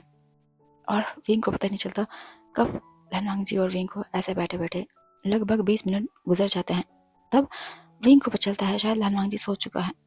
उसके बाद विंग लानवांग जी को धीरे से सोफे पर लेटाता है और फिर उसको देखता है। तो विंग नोटिस करता है कि लानवांग जी, उसकी आंखें पूरी सूज चुकी है और साथ ही साथ आंखों के नीचे डार्क सर्कल आ चुका है, जो देखकर विंग को थोड़ा सा बुरा लगता है लानवांग जी के लिए। तब विंग कहता है लानवांग से, लंजा, अब हमारा कुछ नहीं हो सकता। मैंने अब ठान लिया है कि मैं तुम्हारी जिंदगी में दोबारा नहीं आ सकता। प्लीज लांजा, मैंने जो डिसीजन लिया है उसमें मुझे अटल रहने दो। मेरे सामने अब और प्रॉब्लम्स मत क्रिएट करो लांजा, प्लीज। इतना कह के विंग लानवांग जी के फोrehead पे हाथ रखता है और उसको प्यार से सहलाता है। फिर विंग उठ के जाने वाला होता है, तभी लानवांग जी विंग के हाथों को पकड़ लेता है और नींद में ही कहता है, विंग, विंग, प्लीज मुझे माफ कर दो। मैं तुमसे बहुत प्यार करता हूँ, बहुत। मैं जानता हूँ कि मेरी गलती बहुत बड़ी है और शायद इस जन्म में तो मैं तुम्हें बेबी भी नहीं दे सकता, लेकिन विंग, मैं तुम्हें तो अपना सकता हूँ ना, या फिर तुम मुझे तो अपना सकते हो ना। प्लीज विंग, मुझे माफ कर दो, प्लीज। मैं तुमसे बहुत प्यार करता हूँ, बहुत ज्यादा। इतना प्यार शायद मैंने कभी किसी से नहीं किया। मैं उतना प्यार करता हूँ तुमसे। अगर तुम मुझे नहीं मिले तो मुझे नहीं पता मैं क्या कर दूंगा। सच में तुमसे बहुत प्यार करता हूँ। मैं तुम्हें पाने के लिए किसी भी हद तक जा सकता हूँ, किसी भी, जिसकी कोई सीमा नहीं हो। ऐसा कहते हुए लानवांग जी, उसकी आंखों से आंसू बहते हैं। विंग देख पाता है कि लानवांग जी सो रहा है, लेकिन फिर भी सोते सोते भी लानवांग जी विंग के ही सपने देख रहा है। ये देखकर विंग को लानवांग जी के लिए बहुत बुरा लगता है। उसके बाद वो जैसे तैसे अपने हाथों को छुड़ाता है और फिर अपने कमरे में चला जाता है। लगभग 1 घंटे तक विंग ऐसे ही अपने कमरे में बैठा रहता है। उसके बाद वो आता है और फिर लानवांग जी को एक ब्लैंकेट उड़ा देता है और दोबारा से अपने कमरे में चला जाता है। कमरे में जाते ही विंग अपना सामान पैक करता है और फिर आंखें बंद करके सोने की कोशिश करता है। लेकिन इस समय विंग के दिमाग में बहुत सारी बातें चल रही है, जिस कारण से विंग चाहकर भी नहीं सो पाता। इसलिए विंग दोबारा से उठ जाता है और फिर अपना जो थोड़ा बहुत और पैकिंग था उसे करता है। तो हम देखते हैं कि लगभग सुबह के 5 बजे विंग अपना सामान लेकर अपने कमरे से बाहर आता है और फिर एक बार लानवांग जी को देखता है। वो उसके पास जाता है और फिर उसके फोrehead पे अपना हाथ रखता है और कहता है, लंजा, प्लीज अब मुझे बुला दो। मैं तुमसे और तुम्हारी यादों से बहुत दूर जाना चाहता हूँ। मैं चाहता हूँ कि तुम मुझे एक सपने की तरह बुला दो, जो सपना जो शायद कभी पूरा नहीं हो सकता। प्लीज लांजा। इतना कह के विंग उठता है और फिर अपने लगेज को लेकर अपने आंसुओं के साथ एक बार लानवांग जी को पीछे मुड़ के देखता है। फिर उसके बाद वो अपने अपार्टमेंट से निकल जाता है और फिर अपार्टमेंट से निकलते ही विंग टैक्सी लेता है और निकल जाता है सीधा हीलिंग की तरफ। इस समय विंग की पूरी आंखें आंसुओं से भरी हुई है। उसका एक मन कर रहा है कि वो जो भी कर रहा है बिल्कुल सही कर रहा है। लानवांग जी विंग को डिजर्व नहीं करता और ना ही विंग के प्यार को, लेकिन अगला मन उससे कह रहा है कि शायद उसे लानवांग जी को एक मौका देना चाहिए, क्योंकि एक मौका तो हर एक डिजर्व करता है। और शायद उस समय भी लानवांग जी और विंग के बीच में काफ़ी ज़्यादा मिसअंडरस्टैंडिंग थी, जिसको कि शायद उनको क्लियर कर देना चाहिए। लेकिन तभी अचानक से विंग को वही फ्लैशबैक याद आता है जिस टाइम कि लानवांग जी विंग की बातों पर यकीन नहीं करता था और उसने अपने बेटे को ही अपनाने से मना कर दिया था। और कैसे एक दिन विंग का बेबी इस संसार को छोड़ के जा चुका था। ये याद आते ही विंग दोबारा से अपना मन बनाता है और कहता है, नहीं, जो भी मैंने किया वो बिल्कुल ठीक है, मुझे ऐसा ही करना चाहिए। इतना कह के विंग अपनी आंख बंद करता है और फिर गहरी सांस लेता है और लैनवांग जी के बारे में सोचना बंद करता है। वहीं दूसरी तरफ हम देखते हैं कि लगभग सुबह के 8 बजे लैनवांग जी वो धीरे धीरे अपनी आंखें खोलता है तो उसे अपने सर में बहुत दर्द होता है। वो सोफे से उठता है और फिर आसपास का नज़ारा देखता है, यानी कि अपने सराउंडिंग को देखता है। तो उसे बस चलता है कि ये उसका अपार्टमेंट नहीं है और ना ही उसका ये घर का कमरा है, तो वो कहाँ पे है। फिर वो अपने दिमाग पे जोर डालता है। तब लैनवांग जी याद करता है एक फ्लैशबैक, जिसमें हम देखते हैं कि जैसे ही लैनवांग जी उसे पता चला कि विंग की शादी अब होने वाली है, इस कारण से लैनवांग जी बहुत ज़्यादा हार्ट ब्रोकन हो जाता है और फिर वो सीधा चला जाता है पब में। वहाँ पे वो बहुत ड्रिंक करता है, इतना ड्रिंक जिस कारण से कि वो अपना बैलेंस भी नहीं बना पा रहा था। उसके बाद वो सीधा सोंगलान को कॉल करता है। सोंगलान पहली बार में ही कॉल रिसीव करता है और कहता है, यस सर, क्या हुआ, क्या ठीक है। तब लैनवांग जी कहता है, सोंगलान, मैं बहुत दुखी हूँ, सब लोग मुझे छोड़ के जाते हैं हमेशा की तरह। सोंगलान ऐसा कह के लैनवांग जी बस यही रिपीट करता रहता है। सोंगलान लैनवांग से पूछता है, सर सर आप कहाँ पे हो, बताइए कहाँ पे हो। लेकिन लैनवांग जी, उसे लगता है जैसे कि मानो सोंगलान की बात ही नहीं सुनाई दे रही हो। वो सोंगलान से बार बार वही बात रिपीट कर रहा है।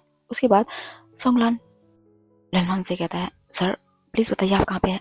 तब जाके लैनवांग जी कहता है, मैं मैं सिटी वॉक पब में हूँ, अकेला तन्हा हमेशा की तरह, जैसे मैं हमेशा होता हूँ सोंगलान। इतना कह के लैनवांग जी अपना कॉल कट कर देता है। उसके बाद सोंगलान बिना टाइम वेस्ट किए सीधा पहुंच जाता है उस पब में और फिर लैनवांग जी को उठा के ले जाने वाला होता है। और जैसे तैसे वो लैनवांग जी को अपने कार में डालता है और उसके बाद जाने वाला होता है। तभी लैनवांग जी एकदम से अपनी नींद से उठता है और कहता है, सोंगलान, क्या तुम जानते हो, मैं विंग से बहुत प्यार करता हूँ, मैं उसको बहुत प्यार करता हूँ, लेकिन वो देखो, वो किसी और से शादी करने जा रहा है, यानी कि शुएंग से। हाँ, मैंने माना कि पिछले जन्म में मैंने बहुत गलती की है, मैंने उसको बहुत परेशान किया, लेकिन क्या मैं इतना बुरा हूँ कि मुझे इस जन्म में दोबारा मौका नहीं मिल सकता सोंगलान। हाँ सोंगलान, बताओ। ऐसे कह के लैनवांग जी रो रहा होता है। अब सोंगलान वो अपने बॉस को देख रहा है, लेकिन उसे समझ नहीं आ रहा है कि लैनवांग जी किस बारे में बातें कर रहा है। उसे बस इतना पता चला है कि शायद लैनवांग जी विंग की शादी की खबर से खुश नहीं है और वो हार्ट ब्रोकन हो चुका है। लेकिन सोंगलान सोचता है कि लैनवांग जी को विंग से प्यार कब हुआ, क्योंकि वो अभी तो उससे मिला है। लेकिन खैर, सोंगलान लैनवांग से ज्यादा कुछ नहीं पूछता। तब लैनवांग जी अपनी आंखें धीरे से खोलता है अच्छे से और देखता है कि गाड़ी कहाँ जा रही है। तब लैनवांग जी कहता है, सोंगलान, मुझे कहीं और जाना है।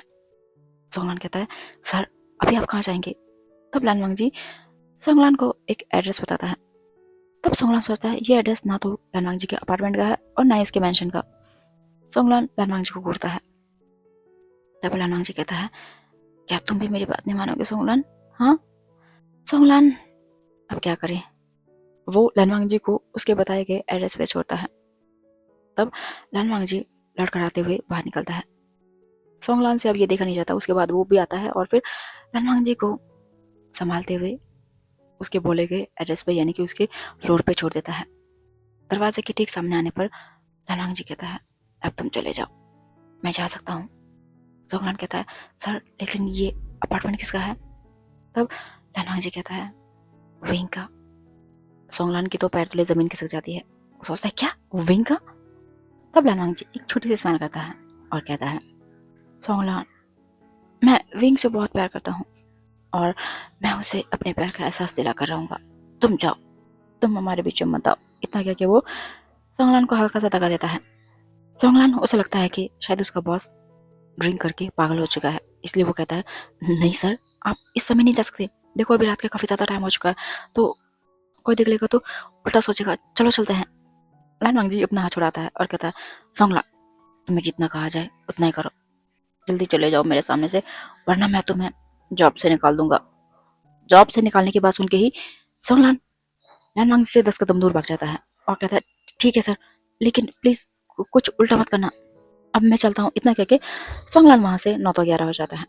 सोंगलान को ऐसा भागता देख लैनवांग जी एक छोटी सी स्माइल करता है और फिर विंग के अपार्टमेंट का बेल बजाता है और फिर कुछ ही मिनटों में विंग दरवाजा खोलता है। उसके बाद लैनवांग जी अंदर जाता है। फिर लैनवांग जी को याद आता है कि उसने विंग को कैसे प्रपोज किया और विंग ने कैसे उसको रिजेक्ट किया। मतलब वो सभी यानी कि रात की चीज़ें लैनवांग जी के सामने रिवाइंड होती है और लैनवांग जी के आंखों से आंसू बहते हैं। उसे इस समय अपने दिल में बहुत शार्प पेन हो रहा है। लैनवांग जी अब पूरी तरीके से हार चुका है क्योंकि वो समझ चुका है कि शायद विंग वो इस जन्म में भी उसका नहीं हो सकता, या फिर यूँ कहो लैनवांग जी का गुनाह इतना ज़्यादा है कि विंग उसे माफ़ नहीं करना चाहता। लैनवांग जी कुछ देर ऐसे ही पड़ा रहता है और फिर वो दोबारा से विंग के अपार्टमेंट को देखता है।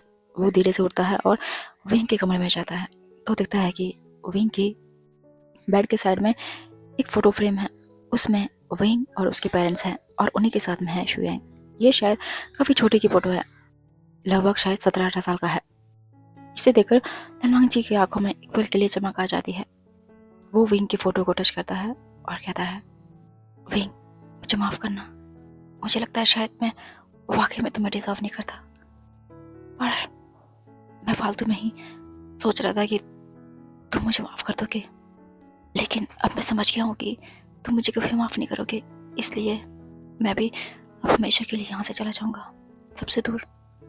अगर तुम मुझे माफ़ नहीं कर सकते तो मुझे इस संसार में रहने का कोई हक नहीं है, कोई हक नहीं है। लेकिन मैं एक बार तुमसे ज़रूर मिलूँगा, मैं एक बार तुम्हें दोबारा से वेडिंग ड्रेस में देखना चाहता हूँ। उसके बाद मैं हमेशा के लिए दूर चला जाऊँगा, सबसे सबसे दूर।